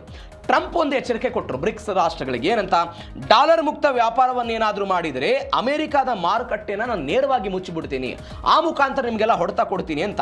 ಬಟ್ ಯಾವ ದೇಶವೂ ಕೂಡ, ಸ್ವತಃ ಭಾರತವೂ ಕೂಡ ಇದಕ್ಕೆ ಕ್ಯಾರಿ ಅನ್ನಲಿಲ್ಲ. ಟ್ರಂಪ್ ಅವರ ಬೆದರಿಕೆ ನಡುವೆಯೂ ಕೂಡ ಈ ಬ್ರಿಕ್ಸ್ನ ದೇಶಗಳೇನಿದೆ 648 ಶತಕೋಟಿ ಮೌಲ್ಯದ ವ್ಯಾಪಾರವನ್ನು ವಿತೌಟ್ ಡಾಲರ್ ಮಾಡಿದ್ದಾರೆ. ಡಾಲರ್ ಮುಖಾಂತರ 648 ಶತಕೋಟಿ ಡಾಲರ್ ವ್ಯಾಪಾರ ಆಗಲಿಲ್ಲ. ಬದಲಾಗಿ ಭಾರತದ ರೂಪಾಯಿ, ಚೀನಾದ ಅವರ ಕರೆನ್ಸಿ, ಸ್ಥಳೀಯ ಕರೆನ್ಸಿ ಮುಖಾಂತರ ವ್ಯವಹಾರಗಳೆಲ್ಲವೂ ಕೂಡ ಆಗಿದೆ ಅಂತ. ಮತ್ತೊಂದು ಕಡೆ ಈ ಪಾಶ್ಚಿಮಾತ್ಯದ ದೇಶದ ಒಂದು ನಿಯಂತ್ರಣ ಇದೆ, ಪಾವತಿ ವ್ಯವಸ್ಥೆ ಇದೆ, ಯಾವುದು ಸ್ವಿಫ್ಟ್ ಅಂತ ಕರಿತೀವಿ. ಅದರ ಬದಲಾಗಿ ಬ್ರಿಕ್ಸ್ ಪೇ ಅನ್ನುವಂಥದ್ದನ್ನು ಕೂಡ ಮಾಡಿ ಯುರೋಪಿಯನ್ ದೇಶ ಮತ್ತು ಅಮೆರಿಕಕ್ಕೆ ಒಂದು ಕೌಂಟರ್ ಕೊಡೋ ಪ್ರಯತ್ನವನ್ನು ಮಾಡಿದ್ರು. ಈಗ 16ನೇ ಬ್ರಿಕ್ಸ್ ಸಭೆಯೆಲ್ಲ ಆಯಿತು, ಅಜಿತ್ ದೋವಲ್ ಎಲ್ಲ ಭಾಗವಹಿಸಿದ್ರು. ಅಜಿತ್ ದೋವಲ್ ಒಂದು ಹೇಳಿಕೆ ಕೊಟ್ಟರು, ಈ ಬ್ರಿಕ್ಸ್ ದೇಶಗಳ ಒಟ್ಟಾರೆ ಜನಸಂಖ್ಯೆ 45% ಇದೆ ಜಾಗತಿಕವಾಗಿ, ನಾವೇನು ಬೇಕಾದರೂ ಕೂಡ ಮಾಡಬಹುದು, ಅಂತಹ ಶಕ್ತಿ ಸಾಮರ್ಥ್ಯ ನಮ್ಮದಿದೆ. ಈ ಭಯೋತ್ಪಾದನೆಯ ವಿಚಾರದಲ್ಲಿ ಮಾತ್ರ ನಾವು ಯಾವುದೇ ಕಾರಣಕ್ಕೂ ನಾವು ಹಿಂದೆ ಮುಂದೆ ನೋಡೋದಿಲ್ಲ, ಗಡಿ ಆಚೆಗಿನ ಭಯೋತ್ಪಾದನೆ ವಿರುದ್ಧ ನಮ್ದೆಲ್ಲ ಹೋರಾಟ ಇರುತ್ತೆ ಅಂತೆಲ್ಲ ಹೇಳ್ತಾ ಇದ್ದಾರೆ. ಇವೆಲ್ಲದರ ಜೊತೆಗೆ ಡೊನಾಲ್ಡ್ ಟ್ರಂಪ್ ಅವರ ಆಲೋಚನೆ ಏನು ಅಂತ ಹೇಳಿದ್ರೆ, ಈ ಚುನಾವಣೆ ಬರ್ತಾ ಇದೆಯಲ್ಲ ಅಕ್ಟೋಬರಲ್ಲಿ, ಮಧ್ಯಂತರ ಚುನಾವಣೆ, ಆ ಚುನಾವಣೆಯನ್ನು ಗೆಲ್ಲಬೇಕು ಅನ್ನೋ ಇರಾದೆ ಇದೆ. ಬಟ್ 45 ಲಕ್ಷ ಜನ ಭಾರತೀಯ ಮೂಲದವರು ಇದ್ದಾರೆ. ಎಲ್ಲಿ? ಅಮೆರಿಕಾದಲ್ಲಿ. ಇದೀಗ ಭಾರತದ ಜೊತೆಗೆ ಶಾಂತಿ ಸಂಬಂಧವನ್ನು ಬೆಳೆಸಿ ಅತ್ಯುತ್ತಮವಾದ ಸಂಬಂಧವನ್ನು ಇಟ್ಟುಕೊಂಡು ಅವರ ಓಟನ್ನು ಪಡಿಬೇಕು ಅಂತ ಆಲೋಚನೆ ಡೊನಾಲ್ಡ್ ಟ್ರಂಪ್ ಅವರಿಗಿದೆ. ಬಟ್ ಭಾರತೀಯ ಮೂಲದವರು ಅಮೆರಿಕಾದಲ್ಲಿ ಏನು ಮಾಡ್ತಾರೆ, ಡೊನಾಲ್ಡ್ ಟ್ರಂಪ್ ಅವರ ಪಾರ್ಟಿಗೆ ಅವರು ಸಪೋರ್ಟ್ ಮಾಡಲ್ಲ, ಕಮಲಾ ಹ್ಯಾರಿಸ್ ಮತ್ತು ಜೋ ಬೈಡನ್ ಅವರ ಡೆಮೊಕ್ರೆಟಿಕ್ ಅವ್ರಿಗೆ ಸಪೋರ್ಟ್ ಮಾಡ್ತಾರೆ. ಹೀಗಾಗಿ ಆ ಮತವನ್ನು ಸೆಳಿಬೇಕು ಅಂತೆಲ್ಲ ಇವರೆಲ್ಲ ಪ್ರಯತ್ನವನ್ನು ಪಡ್ತಿದ್ದಾರೆ ಅಂತ ಸುದ್ದಿಗಳು ಬರ್ತಾ ಇದೆ. ಇದು ಒಂದು ಬೆಳವಣಿಗೆ. ಮತ್ತೊಂದು ಬೆಳವಣಿಗೆ ಏನು ಅಂತ ಹೇಳಿದ್ರೆ, ದಾರಿಗೆ ಬಂತು ಚೀನಾ, ಗಡಿ ವಿವಾದಕ್ಕೆಲ್ಲ ಮದ್ದು ಬಂದಿದೆ. 2020 ನಿಮಗೆಲ್ಲ ನೆನಪಿದೆ, ಗಲ್ವಾನ್ ಕಣಿವೆಯಲ್ಲಿ ಯಾವ ಬಂದೂಕುಗಳನ್ನು ಬಳಸಬಾರದು, ಯಾವುದೇ ಕಾರಣಕ್ಕೂ ದಾಳಿ ಆಗಬಾರದು ಅಂತ ಈ ಹಿಂದೆ ಭಾರತ ಮತ್ತು ಚೀನಾದ ನಡುವೆ ಒಪ್ಪಂದ ಆಗಿತ್ತು. ಆ ಒಪ್ಪಂದವನ್ನು ಮೀರಿಯೂ ಕೂಡ ಚೀನಾ ಭಾರತದ ಮೇಲೆ ದಾಳಿ ಮಾಡುವ ಪ್ರಯತ್ನವನ್ನು ಮಾಡಿತ್ತು. ಇದೀಗ ಚೀನಾ ವಿದೇಶಾಂಗ ಸಚಿವ ವಾಂಗ್ ಯಿ ಭಾರತದ ಜೊತೆಗೆ ನಾವು ಕೈ ಜೋಡಿಸ್ತೀವಿ ಅಂತೆಲ್ಲ ಹೇಳ್ತಾ ಇದ್ದಾರೆ. ಚೀನಾದ ವಿದೇಶಾಂಗ ಸಚಿವ ವಾಂಗ್ ಯಿ ಬ್ರಿಕ್ಸ್ ಭದ್ರತಾ ಮುಖ್ಯಸ್ಥರ ಸಭೆಯಲ್ಲೆಲ್ಲ ಭಾಗವಹಿಸಿದ್ರು. ಹಳಸಿದ ಸಂಬಂಧವನ್ನು ಮರೆತು ಹೊಸ ಅಧ್ಯಾಯವನ್ನು ಆರಂಭ ಮಾಡೋದಕ್ಕೆ ನಾವೆಲ್ಲ ಉತ್ಸುಕತೆಯಿಂದ ಕಾಯ್ತಿದ್ದೀವಿ ಅಂತೆಲ್ಲ ಹೇಳಿದರು. 2020 ಮೇ ಮತ್ತು ಜೂನ್ ತಿಂಗಳಲ್ಲಿ ಪೂರ್ವ ಲಡಾಖ್ ಗಡಿಯ ನಿಯಂತ್ರಣ ರೇಖೆ ಬಳಿ ಸೈನಿಕ ಸಂಘರ್ಷ ಎಲ್ಲ ಆಗಿತ್ತು. ನಮಗೆಲ್ಲ ನೆನಪಿದೆ ಅದು ಘಟನೆ. ಗಲ್ವಾನ್ ಕಣಿವೆಯನ್ನು ದಾಟಿ ಚೀನಾದ ಸೈನಿಕರು ಬಂದರು, ಭಾರತ ಅದಕ್ಕೆ ವಿರೋಧ ವ್ಯಕ್ತಪಡಿಸಿತು, ಭೀಕರ ಸಂಘರ್ಷ ಆಯಿತು, 20 ಜನ ಭಾರತೀಯ ಯೋಧರು ಮೃತಪಟ್ಟರು. ಚೀನಾದ ಸೈನಿಕರು ಕೂಡ ಅವತ್ತು ಮೃತಪಟ್ಟಿದ್ರು. 2020 ನಾನು ಆವಾಗಲೇ ಹೇಳಿದೆ, ಬಂದೂಕನ್ನು ದಾಳಿ ಆಗಬಾರದು ಅಂತ ಭಾರತ ಮತ್ತು ಚೀನಾದ ನಡುವೆ ಒಪ್ಪಂದ ಆಗಿತ್ತು. ಒಪ್ಪಂದವನ್ನು ಮೀರಿ ದಾಳಿ ಮಾಡೋ ಪ್ರಯತ್ನ ಆಯಿತು, ಘರ್ಷಣೆಗಳಾಯಿತು, ಎಲ್ಲವೂ ಕೂಡ ಆಯಿತು. ಅವತ್ತು ಭಾರತ ಒಂದು ಸ್ಟ್ಯಾಂಡ್ ತೆಗೆದುಕೊಳ್ತು, ಗಡಿಯಲ್ಲಿ ಶಾಂತಿ ನೆಲೆಸುವ ತನಕವೂ ಕೂಡ ಯಾವುದೇ ಸಂಬಂಧ ಚೀನಾದ ಜೊತೆಗೆ ಮತ್ತು ನಾವು ಇಟ್ಕೊಳ್ಳಲ್ಲ ಅಂತ ಭಾರತ ಕಡ್ಡಿ ಮುರಿದಂಗೆ ಅವತ್ತು ಹೇಳಿತ್ತು. ಇದೀಗ ಇವರು ಹೇಳ್ತಾ ಇದ್ದಾರೆ, ಸ್ಪರ್ಧೆಯಲ್ಲಿ ನಮ್ಮ ಸಹಕಾರ ಇರುತ್ತೆ, ಭಾರತ ಮತ್ತು ಚೀನಾ ಪ್ರತಿಷ್ಠೆಗಾಗಿ ಹೋರಾಡ್ತಾ ಇಲ್ಲ, ಬದಲಿಗೆ ಸಹಭಾಗಿ ನಂಬಿಕೆ ಇದ್ದರೆ ಹಿಮಾಲಯ ಪರ್ವತವು ಕೂಡ ನಮ್ಮ ಸ್ನೇಹವನ್ನು ಅಳಿಸೋದಕ್ಕೆ ಸಾಧ್ಯ ಇಲ್ಲ ಅಂತ ಯಾರು ಹೇಳ್ತಾ ಇರೋದು? ವಾಂಗ್ ಯಿ ಈ ಬ್ರಿಕ್ಸ್ ಸಭೆಯಲ್ಲೆಲ್ಲ ಹೇಳಿದ್ದಾರೆ. ಮತ್ತೊಂದು ಕಡೆ ಭಾರಿ ಒಂದು ಇಂಪಾರ್ಟೆಂಟ್ ಪಾಯಿಂಟ್ ಹೇಳಿದ್ದಾರೆ ಅವರು. ಜಾಗತಿಕವಾಗಿ ಭಾರತ ಮತ್ತು ಚೀನಾ ಒಂದಾದರೆ, ಒನ್ಸ್ ಅಗೇನ್ ಭಾರತ ಮತ್ತು ಚೀನಾ ಜಾಗತಿಕವಾಗಿ ಒಂದಾದರೆ 1+1 = 2 ಆಗಲ್ಲ, ಅದರ ಬದಲಾಗಿ ಅದು 11 ಆಗುತ್ತೆ ಅಂತ ಹೇಳ್ತಾ ಇದ್ದಾರೆ. ಆ ಶಕ್ತಿ ಸಾಮರ್ಥ್ಯ ಚೀನಾ ಮತ್ತು ಭಾರತಕ್ಕಿದೆ. ಹೀಗಾಗಿ ಒಗ್ಗೂಡಿ ಕೆಲಸ ಮಾಡಬೇಕಾದಂಥ ಅನಿವಾರ್ಯತೆ ಇದೆ ಅಂತೆಲ್ಲ ಹೇಳಲಾಗ್ತಾ ಇದೆ. ಇದು ಒಂದು ಭಾಗ. ಎರಡನೇ ಭಾಗ ನಮಗೆಲ್ಲ ಗೊತ್ತಿದೆ, ಅವರ ಜೊತೆಗೆ ವ್ಯಾಪಾರ ವಹಿವಾಟುಗಳನ್ನು ಕೂಡ ಕಳೆದುಕೊಂಡೋಗಿದ್ವಿ. ಇಲ್ಲಿದ್ದಂತಹ ಟಿಕ್ ಟಾಕ್ ಅನ್ನು ಬ್ಯಾನ್ ಮಾಡಲಾಗಿತ್ತು. ಚೀನಾ ವಸ್ತುಗಳನ್ನು ಯಾವುದೇ ಕಾರಣಕ್ಕೂ ಅಲ್ಲಿಂದ ಆಮದು ಮಾಡಿಕೊಳ್ಬಾರ್ದು, ಜನ ಕೂಡ ಅದನ್ನು ಬಳಕೆ ಮಾಡಬಾರ್ದು ಅಂತ ಎಲ್ಲವನ್ನೂ ಕೂಡ ಹೇಳಲಾಗಿತ್ತು. ಅದಾದ ನಂತರ ಕೆಲವೊಂದಿಷ್ಟು ಬೆಳವಣಿಗೆಗಳಾದ ನಂತರ ಇದೀಗ ಚೀನಾ ಬರ್ತಾ ಇದೆ. ಒಂದು ಬೆಳವಣಿಗೆ ಏನು ಅಂತ ಹೇಳಿದರೆ, ಈ ಯುದ್ಧ ಆದ ನಂತರ ಅವರು ಒಂದು ಡೆಮ್ಚೋಕ್ ಮತ್ತು ಡೆಪ್ಸಾಂಗ್ ಎನ್ನುವಂಥ 2 ಪ್ರದೇಶದಲ್ಲಿ ಚೀನಾದ ಸೈನಿಕರು ಬಂದೆಲ್ಲ ಟಿಕಾಣಿ ಹೂಡಿಬಿಟ್ಟಿದ್ರು. ಅಲ್ಲೇ ನೆಲೆಗಳನ್ನು ಸೃಷ್ಟಿ ಮಾಡಿಕೊಂಡಿದ್ರು, ಅಲ್ಲೇ ಕಾವಲು ಕಾಯ್ತಾ ಇದ್ರು, ಎಲ್ಲವೂ ಕೂಡ ಆಗಿತ್ತು. ಇದೀಗ ರಾಜತಾಂತ್ರಿಕ ಮಾತುಕತೆಗಳಾದ ನಂತರ ಚೀನಾ ಯಾವ ಪ್ರದೇಶಗಳನ್ನು 2020 ಸಮಯದಲ್ಲಿ ಅತಿಕ್ರಮಣ ಮಾಡಿಕೊಂಡಿತ್ತಲ್ಲ, ಆ ಪ್ರದೇಶದಿಂದ ಇದೀಗ ವಾಪಸ್ಸಾಗಿದೆ. ಇದು ಭಾರತಕ್ಕೆ ಸಿಕ್ಕಂತಹ ಜಯ. ಇದು ಒಂದು ಬೆಳವಣಿಗೆ. ಮತ್ತೊಂದು, ಇರಾನ್ನಿಂದ ಭಾರತಕ್ಕೆ ಆಹ್ವಾನ ಸಿಕ್ಕಿದೆ. ಭಾರತಕ್ಕೆ ಆಹ್ವಾನ ಸಿಕ್ಕಿರೋ ಘಟನೆ ಏನಿದು? ಮೋದಿ ಅವರನ್ನ ಇರಾನ್ಗೆ ಮಸೂದ್ ಪೆಜೆಶ್ಕಿಯಾನ್ ಆಹ್ವಾನ ಮಾಡಿದ್ದಾರೆ. ಯಾವುದಕ್ಕೆ? ಜುಲೈ 4ರಿಂದ ಜುಲೈ 9ನೇ ತಾರೀಕಿನ ತನಕ ಫೆಬ್ರವರಿ 28ರ ದಾಳಿಯಲ್ಲಿ, ಅಮೆರಿಕ ಮತ್ತು ಇಸ್ರೇಲ್ನ ದಾಳಿಯಲ್ಲಿ ಮೃತಪಟ್ಟಂತಹ ಖಮೇನಿ ಅವರ ಅಂತ್ಯಕ್ರಿಯೆ ಇದೆ. ಈ ಅಂತ್ಯಕ್ರಿಯೆಯ ಭಾಗವಾಗಿ ಎಲ್ಲ ನೀವು ಅಯತುಲ್ಲಾ ಅಲಿ ಖಮೇನಿ ಅವರ ಅಂತ್ಯಕ್ರಿಯೆಗೆ ನೀವು ಬರಬೇಕು ಅಂತೆಲ್ಲ ಆಹ್ವಾನವನ್ನು ಕೊಟ್ಟಿದ್ದಾರೆ. ಇನ್ನು ಭಾರತ ಸರ್ಕಾರ ಇದ್ರ ಬಗ್ಗೆ ಯಾವುದೇ ನಿರ್ಧಾರವನ್ನು ಪ್ರಕಟ ಮಾಡಿಲ್ಲ. ಮತ್ತೊಂದು ಕಡೆ ಇರಾನ್ನ ಸೆಂಟ್ರಲ್ ಬ್ಯಾಂಕ್ನ ಗವರ್ನರ್ ಅಬ್ದುಲ್ಲಾ ಸರ್ ಅಂತ ಅವರೆಲ್ಲ ಹೇಳಿದ್ದಾರೆ, ಡಾಲರ್ ಬಳಸೋದೇನು ಅವಶ್ಯಕತೆ ಇಲ್ಲ, ಅದರ ಬದಲಾಗಿ ರೂಪಾಯಿ ಮುಖಾಂತರ ನಾವೆಲ್ಲ ವ್ಯವಹಾರವನ್ನು ಮಾಡೋಣ, ಯಾವುದೇ ಭಾರತಕ್ಕೆ ಅನುಕೂಲವಾದಂತಹ ಈ ಕರೆನ್ಸಿಯ ಮುಖಾಂತರವೆಲ್ಲ ವ್ಯವಹಾರವನ್ನು ಮಾಡೋಣ ಅಂತ ಅವರೆಲ್ಲ ಹೇಳ್ತಾ ಇದ್ದಾರೆ. ಇದು ಒಂದು ಭಾಗ. ಮತ್ತೊಂದು ಕಡೆ ರಾಜನಾಥ್ ಸಿಂಗ್ ಇಸ್ರೇಲ್ನ ಅಮೀರ್ ಭಾರಮ್ ಜೊತೆಗೆಲ್ಲ, ಇಸ್ರೇಲ್ನ ರಕ್ಷಣಾ ಮಹಾನಿರ್ದೇಶಕರವರು ಅಮೀರ್ ಭಾರಮ್ ಅಂತ ಅವ್ರ ಜೊತೆಗೆಲ್ಲ ಮಾತುಕತೆ ಆಯ್ತಂತೆ. ಅವರು ಹೇಳಿದ್ರಂತೆ, ಮೇಕ್ ಇನ್ ಇಂಡಿಯಾ ಜಂಟಿ ಉತ್ಪಾದನೆ ಮಾಡೋಣ, ನಾವು ನೀವೆಲ್ಲ ಸೇರಿಕೊಂಡು ಉಭಯ ದೇಶಗಳು ಜಂಟಿ ಮಾತುಕತೆಯನ್ನೆಲ್ಲ ನಡೆಸೋಣ, ಜಂಟಿ ಕೆಲಸವಾಗಿ ಮಾಡೋಣ, ರಕ್ಷಣೆಯಲ್ಲಿ ಮತ್ತಷ್ಟು ಡೆವಲಪ್ಮೆಂಟ್ ಎಲ್ಲ ಮಾಡೋಣ ಅಂತ ಅವರೆಲ್ಲ ಹೇಳಿದ್ರಂತೆ. ಅದಾದ ನಂತರ ಟಾಪ್ 3 ರಕ್ಷಣಾ ಪೈಕಿ ಇಸ್ರೇಲ್ ಕೂಡ ನಮ್ಮ ಜೊತೆಗಿದೆ, ಅಂದರೆ ಅವ್ರ ಜೊತೆಗೆ ನಾವು ಹೆಚ್ಚು ತೆಗೆದುಕೊಂಡು ಬರ್ತೀವಿ ಬೇರೆ ಬೇರೆ ಕಾರಣಕ್ಕಾಗಿ. ಹೀಗಾಗಿ ಇರಾನ್ ಮತ್ತು ಇಸ್ರೇಲ್ನ ಜೊತೆಗೆ ಒಂದು ರಕ್ಷಣೆಯ ಮಾತುಕತೆ ಆಗಿದೆ. ಇದು ಭಾರತೀಯ ನಾಯಕತ್ವಕ್ಕೆ ಸಿಕ್ಕಂತಹ ಬೆಲೆ ಅಂತ ಹೇಳ್ಬೋದು. ಇದು ಒಂದು ಬೆಳವಣಿಗೆ. ಮತ್ತೊಂದು ಕಡೆ ಶತ್ರುಗಳ ಬೆನ್ನೆಲುಬನ್ನು ಭಾರತ ಮುರಿದಿರೋದು, ಶತ್ರುಗಳ ಬೆನ್ನೆಲುಬನ್ನು ಭಾರತ ಮುಂದಿರೋದು. ಅಂದರೆ ಇಸ್ರೇಲ್ ಮತ್ತು ಇರಾನ್ನಿಂದ ಇಂಥದ್ದೊಂದು ಬೆಳವಣಿಗೆಗಳಾಗ್ತಾ ಇದೆ. ಮತ್ತೊಂದು ಕಡೆ ನಾವು ರಕ್ಷಣಾತ್ಮಕವಾಗಿ ದೊಡ್ಡ ಮಟ್ಟದ ಬೆಳವಣಿಗೆಯನ್ನು ಸಾಧಿಸಿರೋದು. ಕಳೆದ 3 ದಿನಗಳಿಂದ ಇದ್ರ ಬಗ್ಗೆ ನೋಡ್ತಾ ಇದ್ದೀವಿ ನಾವು. 2014ರಲ್ಲಿ 686 ಕೋಟಿ ರೂಪಾಯಿ ಇತ್ತು ನಮ್ದು ರಫ್ತು. ಇದೀಗ 38,724 ಕೋಟಿ ರೂಪಾಯಿಗೆ ಹೋಗಿದೆ. ಅದು ಬ್ರಹ್ಮೋಸ್ ಆಗಿರ್ಬೋದು, ಆಕಾಶ್ ತೀರ್ ಆಗಿರ್ಬೋದು, ತೇಜಸ್ ಯುದ್ಧ ವಿಮಾನಗಳಾಗಿರ್ಬೋದು, ಬುಲೆಟ್ ಪ್ರೂಫ್ ಜಾಕೆಟ್ಗಳಾಗಿರ್ಬೋದು, ಎಲ್ಲದಕ್ಕೂ ಕೂಡ ದೊಡ್ಡ ಮಟ್ಟದ ಬೇಡಿಕೆಗಳು ದೊಡ್ಡ ಮಟ್ಟದಲ್ಲಿದೆ. ಮತ್ತೊಂದು ಕಡೆ ಫಾರಿನ್ ಕಂಟ್ರಿಬ್ಯೂಷನ್ ರೆಗ್ಯುಲರ್ ಆ್ಯಕ್ಟ್ ಅಂತ, ಈ ಆ್ಯಕ್ಟನ್ನು ಮುಖಾಂತರವೂ ಕೂಡ ನಾವು ದೊಡ್ಡ ಮಟ್ಟದಲ್ಲಿ ಅದನ್ನು ತೆರೆಯುವಂತಹ ಪ್ರಯತ್ನ ಎಲ್ಲವೂ ಕೂಡ ಆಗಿ ಭಾರತ ಇದೀಗ ಬೆಳವಣಿಗೆಯನ್ನು ಸಾಧಿಸ್ತಾ ಇದೆ. ಅಣು ವಿದ್ಯುತ್ ಯೋಜನೆಯಲ್ಲೂ ಕೂಡ ನಾವು ದೊಡ್ಡ ಮಟ್ಟದಲ್ಲಿ ಬೆಳವಣಿಗೆಯನ್ನು ಸಾಧಿಸ್ತಾ ಇದ್ದೀವಿ. ಮತ್ತೊಂದು ಕಡೆ ಒಂದು ಬೆಳವಣಿಗೆ ಆಗಿದೆ, ಈ ವಿದೇಶಿ ಫಂಡಿಂಗ್ NGOಗಳು, ಈ ಫಾರಿನ್ ಕಂಟ್ರಿಬ್ಯೂಷನ್ ರೆಗ್ಯುಲೇಷನ್ ಆ್ಯಕ್ಟ್ ಇದಕ್ಕೆ ಸಂಬಂಧಪಟ್ಟದ್ದು. ಅಂದರೆ ಈ ಬೇರೆ ಬೇರೆ ದೇಶಗಳ ಮುಖಾಂತರ ಭಾರತದಲ್ಲಿ ಇರುವಂಥ NGOಗಳು ಏನಿರುತ್ತೆ ಆ NGOಗಳ ಹಣವನ್ನು ತೆಗೆದುಕೊಂಡು ಬರ್ತಾ ಇದ್ರು. ಆ ಹಣವನ್ನು ಏನು ಮಾಡ್ತಾ ಇದ್ರು, ಬೇರೆ ಬೇರೆ ಕಾರಣಕ್ಕಾಗಿ, ಮತಾಂತರಕ್ಕಾಗಿ ಬಳಕೆ ಮಾಡ್ತಾ ಇದ್ದಾರೆ, ಬೇರೆ ಬೇರೆ ಕಾರಣಕ್ಕಾಗಿ ಬಳಕೆಯನ್ನು ಮಾಡ್ತಾ ಇದ್ದಾರೆ. ಅಣು ವಿದ್ಯುತ್ ಯೋಜನೆ ವಿರುದ್ಧವಾಗಿ ಪ್ರತಿಭಟನೆಯನ್ನು ಮಾಡೋದಕ್ಕೆಲ್ಲ ಹಣವನ್ನು ಹೂಡಿಕೆ ಮಾಡಲಾಗ್ತಾ ಇದೆ ಎನ್ನುವಂಥ ದೊಡ್ಡ ಮಟ್ಟದ ಆರೋಪಗಳೇನೋ ಬಂದಿತ್ತಂತೆ.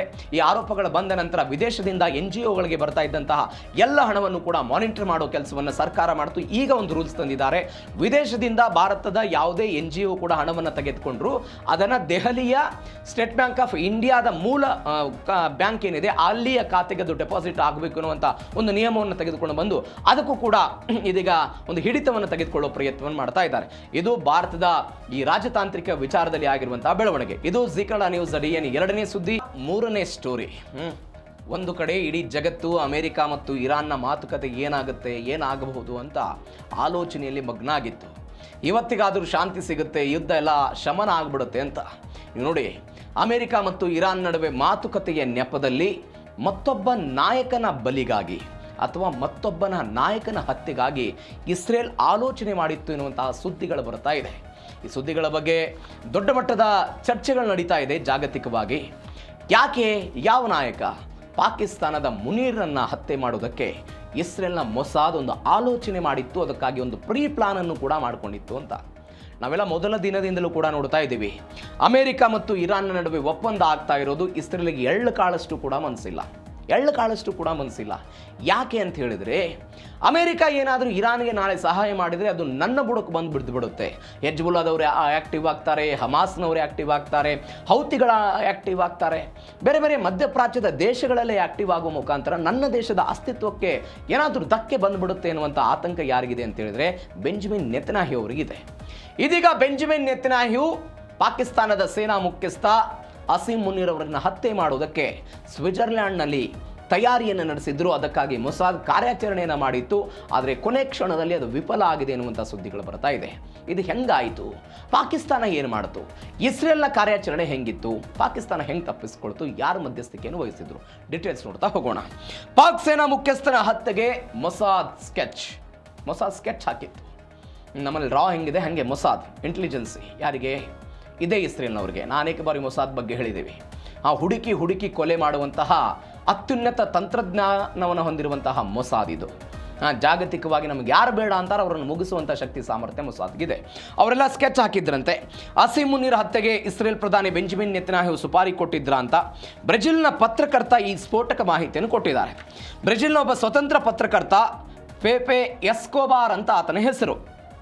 ಆತ ಒಂದು ಪಾಡ್ಕಾಸ್ಟ್ನಲ್ಲಿ ಮಾತನಾಡಿದ. ರಾಜಕೀಯ ವಿಶ್ಲೇಷಕ ಆದಂತಹ ಮಾರಿಯೋ ನವಾರ್ ಅಂತ ಇವರ ಜೊತೆಗೆ ಒಂದು ಪಾಡ್ಕಾಸ್ಟ್ ಇತ್ತು. ಆ ಪಾಡ್ಕಾಸ್ಟ್ನಲ್ಲಿ ಮಾತನಾಡುವಂತಹ ಸಮಯದಲ್ಲಿ ಆತ ಹೇಳ್ತಾನೆ, ಜೂನ್ 21ನೇ ತಾರೀಕಿಗೆ ಸ್ವಿಟ್ಜರ್ಲ್ಯಾಂಡ್ನ ಬರ್ಗೆನ್ ಸ್ಟಾಕ್ ರೆಸಾರ್ಟ್ನಲ್ಲಿ ಮಾತುಕತೆ ಆಗ್ತಾ ಇತ್ತು. ಈ ಮಾತುಕತೆಯ ನೇತೃತ್ವವನ್ನು ಕತಾರ್ ಮತ್ತು ಪಾಕಿಸ್ತಾನ ವಹಿಸಿತ್ತು.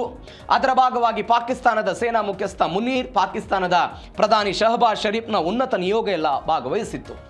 ಈ ಉನ್ನತ ನಿಯೋಗ ಭಾಗವಹಿಸಿದ್ದಂತಹ ಸಮಯದಲ್ಲಿ ಇಸ್ರೇಲ್ನ ಇಂಟೆಲಿಜೆನ್ಸಿ ಸಂಸ್ಥೆಯಾಗಿದ್ದಂತಹ ಮೊಸಾದ್ ಮುನೀರ್ ಅವರನ್ನು ಹತ್ಯೆ ಮಾಡೋದಕ್ಕೆ ಪ್ಲಾನ್ ಅನ್ನ ಮಾಡಿತ್ತು ಅಂತ ಯಾರು ಹೇಳ್ತಾ ಇರೋದು? ಪೇಪೆ ಎಸ್ಕೋಬಾರ್ ಆ ಪಾಡ್ಕಾಸ್ಟ್ನಲ್ಲಿ ಮಾತುಕತೆಯನ್ನು ಹೇಳ್ತಾನಂತ. ಆ ವ್ಯಕ್ತಿ ಹೇಳ್ತಾನೆ, ಇಸ್ರೇಲ್ಗೆ ಇದು ಇಷ್ಟವಿರಲಿಲ್ಲ, ಈ ಒಪ್ಪಂದದ ಮಾತುಕತೆಗಳು ಇಷ್ಟ ಇರಲಿಲ್ಲ. ಈ ಒಪ್ಪಂದದ ಮಾತುಕತೆಯನ್ನು ಶುರು ಮಾಡಿದ್ದೇ, ಮಧ್ಯಸ್ಥಿಕೆಯನ್ನು ವಹಿಸಿದ್ದೇ ಇದೇ ಪಾಕಿಸ್ತಾನ. ಆ ವ್ಯಕ್ತಿಯು ಕೂಡ ಪತ್ರಕರ್ತ, ಸ್ವತಂತ್ರ ಪತ್ರಕರ್ತ ಆತ ಪೇಪೆ ಎಸ್ಕೋಬಾರ್ ಅಂತ. ಆ ವ್ಯಕ್ತಿ ವಿಶ್ಲೇಷಣೆ ಮಾಡ್ತಾ ಹೋಗ್ತಾನೆ. ದಾಳಿ ಮಾಡೋದಕ್ಕೆ ಇವರೆಲ್ಲ ಪ್ರಯತ್ನವನ್ನು ಪಟ್ಟಿದ್ರು, ದಾಳಿಯಲ್ಲಿ ವಿಫಲ ಆಗ್ಬಿಡ್ತು ಅಂತ. ಇದೇ ವ್ಯಕ್ತಿ ಪೇಪೆ ಎಸ್ಕೋಬಾರ್ ಅಂತ ಈ ಬ್ರೆಜಿಲ್ನ ಪತ್ರಕರ್ತ ಆಯ್ತಾ. ಯಾವುದೇ ಇಸ್ರೇಲ್ನವರು ಅಥವಾ ಪಾಕಿಸ್ತಾನದವರು ಇದನ್ನು ಒಪ್ಪಿಕೊಂಡಿಲ್ಲ. ಅದಕ್ಕೆ ಡೀಟೇಲ್ಸಿಗೆ ನಾನು ಬರ್ತೀನಿ ಏನು ಬೆಳವಣಿಗೆ ಆಗಿದೆ ಅಂತ. ಬಟ್ ಈ ವ್ಯಕ್ತಿ ಹೇಳ್ತಾ ಇದ್ದಾನೆ, ನನಗೆ ಒಂದು ಮಾಹಿತಿ ಸಿಕ್ಕಿತ್ತು, ಆ ಮಾಹಿತಿ ಅನ್ವಯ ಹೇಳ್ತಾ ಇದ್ದೀನಿ, ಬೆಂಜಮಿನ್ ನೆತನ್ಯಾಹು ಇಂಥದ್ದೊಂದು ಪ್ರಯತ್ನವನ್ನು ಪಟ್ಟಿದ್ರು ಅಂತ. ಈ ನೋಡಿ, ಪಾಕಿಸ್ತಾನ ಮತ್ತು ಇಸ್ರೇಲ್ನ ಸಂಬಂಧ ಇರೋದೇ ಹಾಗೆ. AQ ಖಾನ್ ಅಂತ ಒಬ್ಬ ವ್ಯಕ್ತಿ ಇರ್ತಾರೆ. ಎಲ್ಲಿ? ಪಾಕಿಸ್ತಾನದ ಪರಮಾಣು ವಿಜ್ಞಾನಿ ಆತ. ಪಾಕಿಸ್ತಾನ ಪರಮಾಣುವನ್ನು ಹೊಂದಬೇಕು ಅನ್ನೋದಕ್ಕೆ ಆ ವ್ಯಕ್ತಿ ಅತ್ಯುತ್ತಮವಾದಂತಹ ಕೆಲಸವನ್ನು ಮಾಡಿದಂಥ ವ್ಯಕ್ತಿ. ಆ ವ್ಯಕ್ತಿಯನ್ನು ಕೂಡ ಹತ್ಯೆ ಮಾಡೋದಕ್ಕೆ ಯಾರು ಹೋಗಿದ್ರು? ಇದೇ ಇಸ್ರೇಲ್ನವರು ಪ್ರಯತ್ನವನ್ನು ಪಟ್ಟಿದ್ದರು. ಆ ಹಿಸ್ಟ್ರಿ ಇದೆ ಇಸ್ರೇಲ್ ಮತ್ತು ಪಾಕಿಸ್ತಾನಕ್ಕಾಗಿ. ಒನ್ಸ್ ಅಗೇನ್ ಇದೀಗ ಆ ಸೇನಾ ಮುಖ್ಯಸ್ಥನನ್ನು ಹತ್ಯೆ ಮಾಡೋದಕ್ಕೆ ಇವರೆಲ್ಲ ಪ್ರಯತ್ನವನ್ನು ಪಟ್ಟಿದ್ರು ಅಂತ ಇದೀಗ ಅವರೆಲ್ಲ ಹೇಳ್ತಾ ಇರೋದು ಒಂದು ಬೆಳವಣಿಗೆ. ಮತ್ತೊಂದು ಬೆಳವಣಿಗೆ ಏನು ಅಂತ ಹೇಳಿದರೆ, ನೆತನ್ಯಾಹು ಅವರ ಈ ಆಲೋಚನೆಯಲ್ಲಿ ಜಿನೇವಾದಲ್ಲಿ ಹತ್ಯೆಗೆ ಸಂಚು ವಿಫಲ ಆಗಿದ್ದು ಹೆಂಗೆ? ಅಮೆರಿಕ ಮತ್ತು ಇರಾನ್ ಶಾಂತಿ ಮಾತುಕತೆ ನಡೀತಾ ಇತ್ತು, ನಮಗೆಲ್ಲ ಗೊತ್ತಿದೆ. ಅದು ಸ್ವಿಟ್ಜರ್ಲ್ಯಾಂಡ್ನಲ್ಲಿ ಈ ಮೊಸಾದ್ ಒಂದು ಸಂಚನ್ನು ರೂಪಿಸಿತ್ತು. ನೀವು ನೋಡಿ, ಈ ಹಿಟ್ಲರ್ ಆಡಳಿತ ಇತ್ತಲ್ಲ, ಹಿಟ್ಲರ್ ಆಡಳಿತದ ಸಮಯದಲ್ಲಿ ಒಬ್ಬ ವ್ಯಕ್ತಿ ಇರ್ತಾನೆ. ಆ ವ್ಯಕ್ತಿಗೆ ಒಂದು ಕೆಲಸವನ್ನು ಕೊಟ್ಟಿರ್ತಾರೆ. ಏನಂತ, ಈ ಯಹೂದಿಗಳು ಎಲ್ಲೆಲ್ಲಿ ಕಾಣ್ತಾರೋ ಅವರೆಲ್ಲರನ್ನು ಕೂಡ ತೆಗೆದುಕೊಂಡು ಬಂದು ಈ ಗ್ಯಾಸ್ ಚೇಂಬರಿಗೆ ಹಾಕಬೇಕು, ಆ ಮುಖಾಂತರ ಒಂದು ಸಾಯಿಸಬೇಕು ಅಂತ. ಆ ವ್ಯಕ್ತಿ ಏನು ಮಾಡ್ತಾನೆ, 60 ಲಕ್ಷ ಜನರನ್ನು ಸಾಯಿಸ್ತಾನಂತ. ಅವಾಗ 1945ರಲ್ಲಿ 1945ರಲ್ಲಿ ಆ ವ್ಯಕ್ತಿ ಸಾಯಿಸಿದ ನಂತರ 1950ರ ಸಮಯಕ್ಕೆ ಅರ್ಜೆಂಟೀನಾ ದೇಶಕ್ಕೆ ಹೋಗ್ತಾನೆ, ತನ್ನ ಹೆಸರನ್ನು ಬದಲಾವಣೆ ಮಾಡಿಕೊಂಡು. ಯಹೂದಿಗಳು ಆತನನ್ನು ಹುಡುಕ್ತಾರೆ, ಮೊಸಾದ್ನವರು ಆತನನ್ನು ಹುಡುಕ್ತಾರೆ. 60 ಲಕ್ಷ ಜನರನ್ನು ಸಾವಿಸಿದಂಥ ಈ ವ್ಯಕ್ತಿ ನಾವು ಸಾಯಿಸಬೇಕು ಅಂತ. ಅರ್ಜೆಂಟೀನಾದ ಎಲ್ಲ ನಿಯಮಗಳನ್ನು ಮೀರಿ ಮೊಸಾದ್ನವರು ಏನು ಮಾಡ್ತಾರೆ, ತಮ್ಮದೇ ಆದಂಥ ವಿಮಾನವನ್ನು ತೆಗೆದುಕೊಂಡು ಬಂದು ಆತನನ್ನು ಅಪಹರಣ ಮಾಡಿಕೊಂಡು ಹೋಗಿ ಗಲ್ಲು ಶಿಕ್ಷೆ ಕೊಡ್ತಾರೆ. ಅಂತಹ ಕಾರ್ಯಾಚರಣೆ ಹಿನ್ನೆಲೆ ಯಾರಿಗಿದೆ? ಮೊಸಾದ್ನವರಿಗಿದೆ, ಮೊಸಾದ್ನವ್ರಿಗಿರೋದು. ಇದೇ ಆಟಗಾರರನ್ನು ಕೂಡ ಈ ಹಿಂದೆ ಈ ಪ್ಯಾಲೆಸ್ತೈನ್ ಉಗ್ರರು ದೋಚ್ಕೊಂಡು ಹೋಗಿದ್ರು ಅನ್ನೋ ಕಾರಣಕ್ಕಾಗಿ 20 ವರ್ಷಗಳ ಕಾಲ ಅವರ ವಿರುದ್ಧ ಹೋರಾಟ ಮಾಡಿದರು. ಯಾರು? ಇದೇ ಮೊಸಾದ್ನವರು. ಇದೀಗ ಅಂಥದ್ದೇ ಬೆಳವಣಿಗೆ ಆಯಿತು. ಜಿನೇವಾದಲ್ಲಿ ಇದು ಅಂತಿಮ ಹಂತದಲ್ಲಿ ಒಂದು ಕೊನೆ ಕ್ಷಣದಲ್ಲೆಲ್ಲ ಮಾಹಿತಿ ತಪ್ಪಿತು, ಅವ್ರಿಗೇನೋ ಬಿಟ್ಬಿಟ್ರು ಎನ್ನುವಂಥ ಸುದ್ದಿಗಳು ಬರ್ತಾ ಇದೆ. ಈ ಪಾಕಿಸ್ತಾನದ ನಿಯೋಗ ಹೋಗ್ತಾ ಇತ್ತಲ್ಲ, ಪಾಕಿಸ್ತಾನದ ನಿಯೋಗ ಹೋಗುವಂತಹ ಸಮಯದಲ್ಲಿ ಆ ನಿಯೋಗಕ್ಕೆ ಆಲ್ರೆಡಿ ಮಾಹಿತಿ ಸಿಕ್ಕಿತ್ತಂತೆ. ಇಂಥದ್ದೊಂದು ದಾಳಿ ಆಗಬಹುದು, ಇಂಥದ್ದೊಂದು ದಾಳಿ ಆಗಬಹುದು, ಯಾರ್ಯಾರ ಮೇಲೆ? ನಮ್ಮ ರಕ್ಷಣಾ ಮುಖ್ಯಸ್ಥರ ಮೇಲೆ ದಾಳಿ ಆಗ್ಬೋದು ಅಂತ. ಈ ಕಾರಣಕ್ಕಾಗಿ ಅವ್ರು ಏನು ಮಾಡಿದರು, ಮೊದಲೇ ಒಂದು ಆಲೋಚನೆಯನ್ನು ಮಾಡಿಕೊಳ್ಳೋ ಮುಖಾಂತರ ಈ ಪಾಕಿಸ್ತಾನ ಮತ್ತು ಇಸ್ರೇಲ್ ಇದೆಯಲ್ಲ, ರಾಜತಾಂತ್ರಿಕ ಸಂಬಂಧ ಇಲ್ಲ ಉಭಯ ದೇಶಗಳ ನಡುವೆ. ಅವ್ರು ಏನು ಮಾಡಿದರು, ಒಮಾನ್ ದೇಶದ ರಾಜತಾಂತ್ರಿಕ ಸಂಬಂಧವನ್ನು ಬಳಕೆ ಮಾಡಿಕೊಂಡು ಇಸ್ರೇಲ್ಗೆ ಒಂದು ಎಚ್ಚರಿಕೆ ಕೊಟ್ಟರು. ಯಾವುದಾದ್ರೂ ದೇಶ ಪಾಕಿಸ್ತಾನದ ಸೇನಾ ಮುಖ್ಯಸ್ಥರು, ಪಾಕಿಸ್ತಾನದ ಅಧಿಕಾರಿಗಳು, ಪಾಕಿಸ್ತಾನದ ರಾಜತಾಂತ್ರಿಕರ ಮೇಲೆ ಏನೋ ದಾಳಿ ಮಾಡೋದಕ್ಕೆ ಪ್ರಯತ್ನವನ್ನು ಪಟ್ಟರೆ ನಾವು ಆ ದೇಶವನ್ನು ಮುಗಿಸಿಬಿಡ್ತೀವಿ, ಜಾಗತಿಕವಾಗಿ ಮ್ಯಾಪ್ನಲ್ಲೇ ಅಳಿಸಿ ಹಾಕಿಬಿಡ್ತೀವಿ ಅಂತ ಯಾರು ಹೇಳಿದರು? ಇದೇ ಪಾಕಿಸ್ತಾನದವ್ರು ಹೇಳಿದರು. ಹೇಳಿದ ನಂತರ ಇಸ್ರೇಲ್ನವ್ರು ಏನೋ ಹೆದರಿಬಿಟ್ರಂತೆ. ಆ ಕಾರಣಕ್ಕಾಗಿ ಈ ಹತ್ಯೆಯಿಂದ ಆ ವ್ಯಕ್ತಿಯನ್ನು ಮುಗಿಸೋದ್ರಿಂದ ಹಿಂದೆ ಸರಿದ್ರು ಅಂತ ನಾವೆಲ್ಲ ಸುದ್ದಿ ಬರ್ತಾ ಇರೋದು. ಮತ್ತೊಂದು ಬೆಳವಣಿಗೆ ಏನು ಅಂತ ಹೇಳಿದ್ರೆ, 7 ದಶಕಗಳಿಂದ ಪಾಕಿಸ್ತಾನ ಮತ್ತು ಇಸ್ರೇಲ್ನ ಸಂಬಂಧ ಯಾವತ್ತೂ ಕೂಡ ಸರಿಯಾಗಿಲ್ಲ. ಇದು ಒಂದು ಬೆಳವಣಿಗೆ ಆಗೋದಾದರೆ, ಅದಕ್ಕಿಂತ ಮೊದಲು ಇದು ಸತ್ಯನೋ ಅಥವಾ ಪಿತೂರಿಯೋ ಅನ್ನೋದ್ರ ಬಗ್ಗೆ ಚರ್ಚೆ ಆಗ್ತಾ ಇದೆ. ನಾನು ಆವಾಗಲೇ ಹೇಳಿದೆ, ಪಾಕಿಸ್ತಾನವೂ ಕೂಡ ಇದನ್ನು ಅಧಿಕೃತವಾಗಿ ಹೂ ಅನ್ನೋ ಪ್ರಯತ್ನಕ್ಕೆ ಹೋಗಿಲ್ಲ, ಇಸ್ರೇಲ್ ಕೂಡ ಅದ್ರ ಬಗ್ಗೆ ಹೇಳ್ತಾ ಇಲ್ಲ. ಈ ಆರೋಪದ ಕುರಿತಂತೆ ಇಸ್ರೇಲ್ನ ಪ್ರಧಾನ ಕಚೇರಿ ಅಥವಾ ಮೊಸಾದ್ನಿಂದಲೂ ಕೂಡ ಇದ ತನಕವೂ ಕೂಡ ಯಾವುದೇ ಪ್ರತಿಕ್ರಿಯೆ ಬಂದಿಲ್ಲ. ಇದು ಒಂದು ಬೆಳವಣಿಗೆ. ಎರಡನೇ ಬೆಳವಣಿಗೆ, ಈ ವರದಿಯನ್ನು ಅಧಿಕೃತವಾಗಿ ಪಾಕಿಸ್ತಾನ ನಿರಾಕರಿಸಿಯೂ ಇಲ್ಲ ಅಥವಾ ದೃಢೀಕರಿಸುವೂ ಕೂಡ ಇಲ್ಲ. ಇಂಥದ್ದೊಂದು ಬೆಳವಣಿಗೆ ಆಗಿದೆ. ಏನಾಯಿತು, ಪಾಕಿಸ್ತಾನ ಸರ್ಕಾರ ಮತ್ತು ಸೇನೆ ಹೇಳ್ತಾ ಇದೆ, ಒಂದು ವೇಳೆ ತನ್ನ ಸೇನಾ ಮುಖ್ಯಸ್ಥರ ಹತ್ಯೆಗೆ ಇಸ್ರೇಲ್ ನಿಜವಾಗಿ ಸಂಚು ರೂಪಿಸಿದ್ರೆ ನಾವೆಲ್ಲ ದಾಳಿ ಮಾಡ್ತಿದ್ವಿ ಅಂತೆಲ್ಲ ಹೇಳ್ತಾ ಇರೋದು ಇದು ಸಂಪೂರ್ಣ ಅಸಂಬದ್ಧ, ಸುಳ್ಳು, ಕಲ್ಪಿತ ಕಥೆ ಅಂತ ಅವರು ಹೇಳ್ತಾ ಇದ್ದಾರೆ. ಮತ್ತೊಂದು ಕಡೆ ಒಬ್ಬಂಟಿ ಪತ್ರಕರ್ತನ ಆಧಾರರಹಿತ ಹೇಳಿಕೆ ಇದು. ಈ ಇಡೀ ಸುದ್ದಿಯ ಮೂಲ ಬ್ರೆಜಿಲ್ನ ಪತ್ರಕರ್ತ ಪೇಪೆ ಎಸ್ಕೋಬಾರ್ ಅವರ ಒಬ್ಬರೇ ವ್ಯಕ್ತಿ ಹೇಳ್ತಾ ಇದ್ದಾರೆ. ಅದು ಕೂಡ ಒಂದು ಪಾಡ್ಕಾಸ್ಟ್ನಲ್ಲಿ ಅವರು ಹೇಳಿದ್ದಾರೆ ಹೊರತು ಅದಕ್ಕೆ ಯಾವುದೇ ಲಿಖಿತ ದಾಖಲೆ ಇಲ್ಲ, ಸ್ಯಾಟಲೈಟ್ ಆಧಾರ, ಅಧಿಕೃತವಾದಂಥ ಸರ್ಕಾರದ ಪತ್ರಗಳು ಇಲ್ಲ, ಜಗತ್ತಿನ ಮುಂದೆ ಇದನ್ನೆಲ್ಲ ತೆರೆದಿಡೋ ಪ್ರಯತ್ನವನ್ನು ಮಾಡಿಲ್ಲ ಅಂತ ಅವ್ರು ಹೇಳ್ತಾ ಇರೋದು. ಎರಡನೇ ಬೆಳವಣಿಗೆ, ಸ್ವಿಟ್ಜರ್ಲ್ಯಾಂಡನ್ನು ನಾವು ಹೇಳ್ತೀವಿ, ಅನೇಕ ಬಾರಿ ಹೇಳಿದ್ದೀವಿ, ಮಾತುಕತೆಗಳಿಗೆ, ಅಂತಿಮ ಒಪ್ಪಂದಕ್ಕೆ ಅತ್ಯುತ್ತಮವಾದಂತಹ ತಾಣ ಇದು ಅಂತ. ಯಾಕಂದರೆ ಯಾವುದೇ ದೇಶದ ಜೊತೆಗೂ ಕೂಡ ರಾಜತಾಂತ್ರಿಕವಾಗಿ ಮಿಲಿಟರಿ ವಿಚಾರದಲ್ಲಿ ಯಾವುದೇ ಭಿನ್ನಾಭಿಪ್ರಾಯಗಳನ್ನು ಹೊಂದಿರುವಂತಹ ದೇಶ ಅಲ್ಲ ಇದು, ತಟಸ್ಥವಾಗಿದೆ. ಇಂತಹ ಸ್ವಿಟ್ಜರ್ಲ್ಯಾಂಡ್ನಲ್ಲೂ ಕೂಡ ಇಂಥದ್ದು ಯಾವುದು ಬೆಳವಣಿಗೆ ಆಗಿಲ್ಲ ಅಂತ ಸ್ವಿಸ್ ಸರ್ಕಾರವು ಕೂಡ ಇದ್ರ ಬಗ್ಗೆ ಏನು ಹೇಳಿಲ್ಲ. ಇಸ್ರೇಲ್ ಇಂಥದ್ದೊಂದು ದಾಳಿಗೆ ಸಂಚು ಹೂಡಿದರೆ ಸ್ವಿಸ್ ಸರ್ಕಾರ ಅದರ ಬಗ್ಗೆ ಭದ್ರತಾ ಸಂಸ್ಥೆಗಳು ಕೂಡ ಖಂಡಿತವಾಗಿ ತನಿಖೆಯನ್ನು ನಡೆಸ್ತಾ ಇದ್ದು, ಹೀಗಾಗಿ ಯಾವುದೇ ಪುರಾವೆ ಇದ್ರ ಬಗ್ಗೆ ಇಲ್ಲ ಅಂತ ಪಾಕಿಸ್ತಾನ ಹೇಳಿಕೊಳ್ಳುವ ಪ್ರಯತ್ನವನ್ನು ಮಾಡ್ತಾ ಇದೆ. ಇದು ಒಂದು ಬೆಳವಣಿಗೆ, ಒಂದು ಆ್ಯಂಗಲು. ಇನ್ನೂ ಒಂದು ಆ್ಯಂಗಲ್ ಇದೆ ಈ ಸ್ಟೋರಿಯಲ್ಲಿ. ಪಾಕಿಸ್ತಾನ ಇದನ್ನು ತಳ್ಳಿ ಹಾಕ್ತಾ ಇದೆ ಅಂತ ಹೇಳಿದ್ರೆ ತನ್ನ ಸೇಫ್ಟಿಗಾಗಿಯೂ ಕೂಡ ಪಾಕಿಸ್ತಾನ ಇದನ್ನು ನೋಡಿಕೊಳ್ಳೋ ಪ್ರಯತ್ನವನ್ನು ಮಾಡ್ತಾ ಇದೆ. ಈ ಕಾರಣಕ್ಕಾಗಿ ನಿರಾಕರಣೆ ಮಾಡಲಾಗ್ತಾ ಇದೆ ಅಂತ ಹೇಳ್ತಾ ಇದ್ದಾರೆ. ಇದು ಒಂದು ಬೆಳವಣಿಗೆ. ಮತ್ತೊಂದು, ಇಸ್ರೇಲ್ ಮತ್ತು ಪಾಕಿಸ್ತಾನ ಒಂದಾಗದ 2 ಧ್ರುವಗಳಿವು. ಯಾವುದೇ ಕಾರಣಕ್ಕೂ ಒಂದಾಗದ 2 ಧ್ರುವಗಳು. ಇದರ ಬಗ್ಗೆ ನಾವು ಅನೇಕ ಬಾರಿ ಮಾತನಾಡಿದ್ದೀವಿ. ಡೊನಾಲ್ಡ್ ಟ್ರಂಪ್ ಅಬ್ರಹಾಂ ಒಪ್ಪಂದವನ್ನು ನೀವೆಲ್ಲ ಒಪ್ಕೊಳ್ಬೇಕು ಅಂತ ಪಾಕಿಸ್ತಾನ, ಮಧ್ಯಪ್ರಾಚ್ಯದ ದೇಶಗಳಿಗೆ ಹೇಳಿದಾಗ ಪಾಕಿಸ್ತಾನ ಹೇಳ್ತು ಸಾಧ್ಯವೇ ಇಲ್ಲ ನಮ್ಮ ಕಡೆ ಒಪ್ಕೊಳ್ಳೋದಕ್ಕೆ ಅಂತ. ಯಾಕಂದರೆ ರಾಜತಾಂತ್ರಿಕ ಸಂಬಂಧಗಳೇ ಇಲ್ಲ.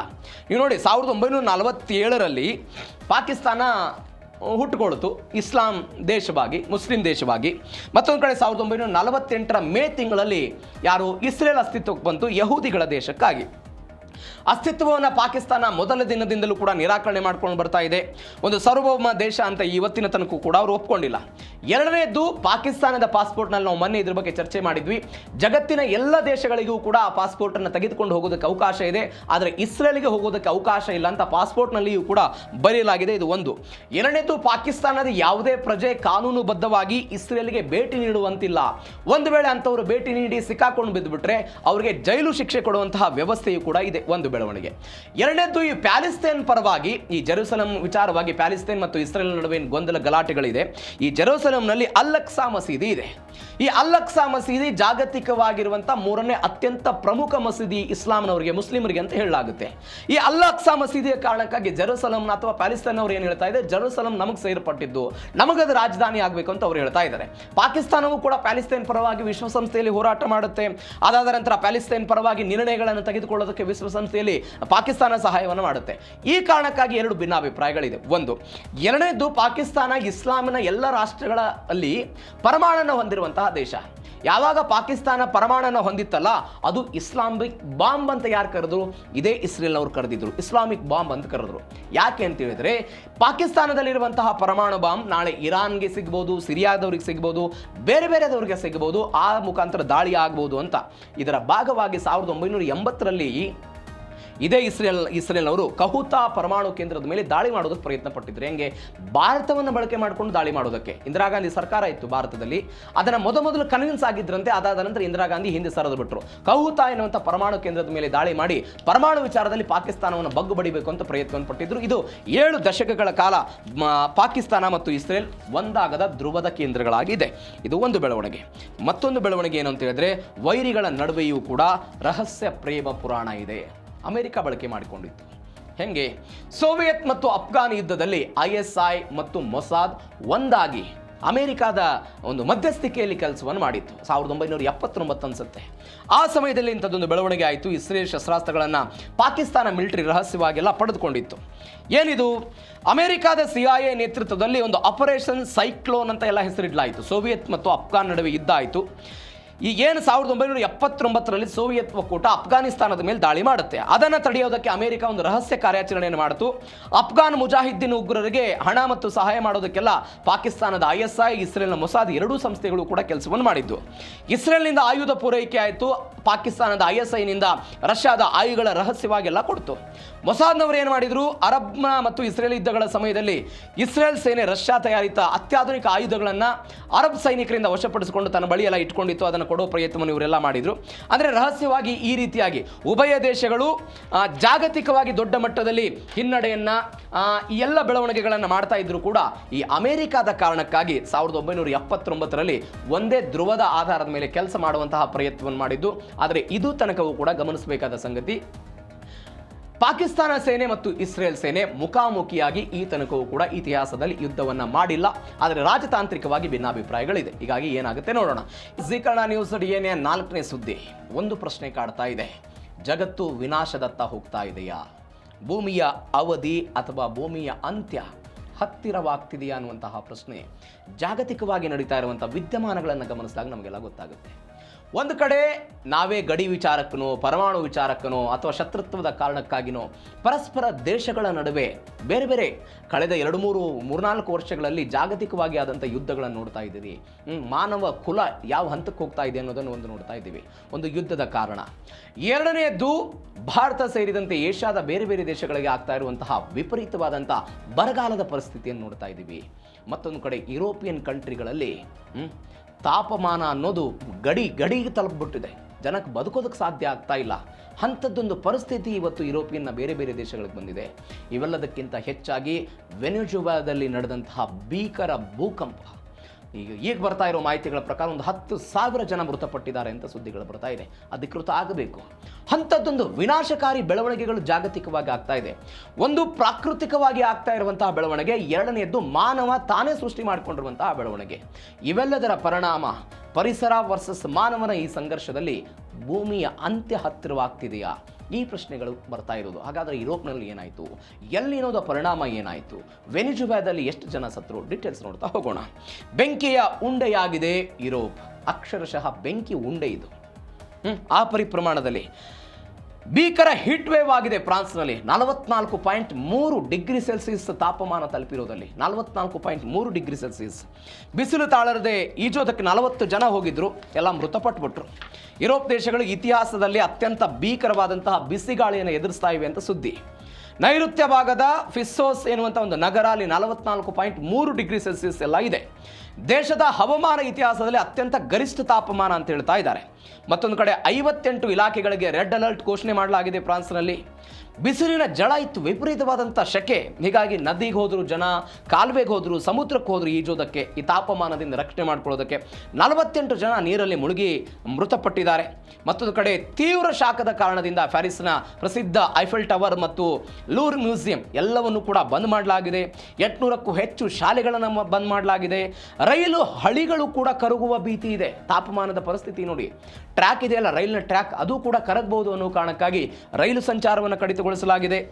ಮತ್ತೊಂದು ಕಡೆ ಇಟಲಿಯಲ್ಲಿ ರೋಮ್, ಮಿಲನ್ ಸೇರಿದಂತೆ 16 ನಗರಗಳಿಗೆ ಹೈ ಅಲರ್ಟ್ ಘೋಷಣೆ ಮಾಡಲಾಗಿದೆ.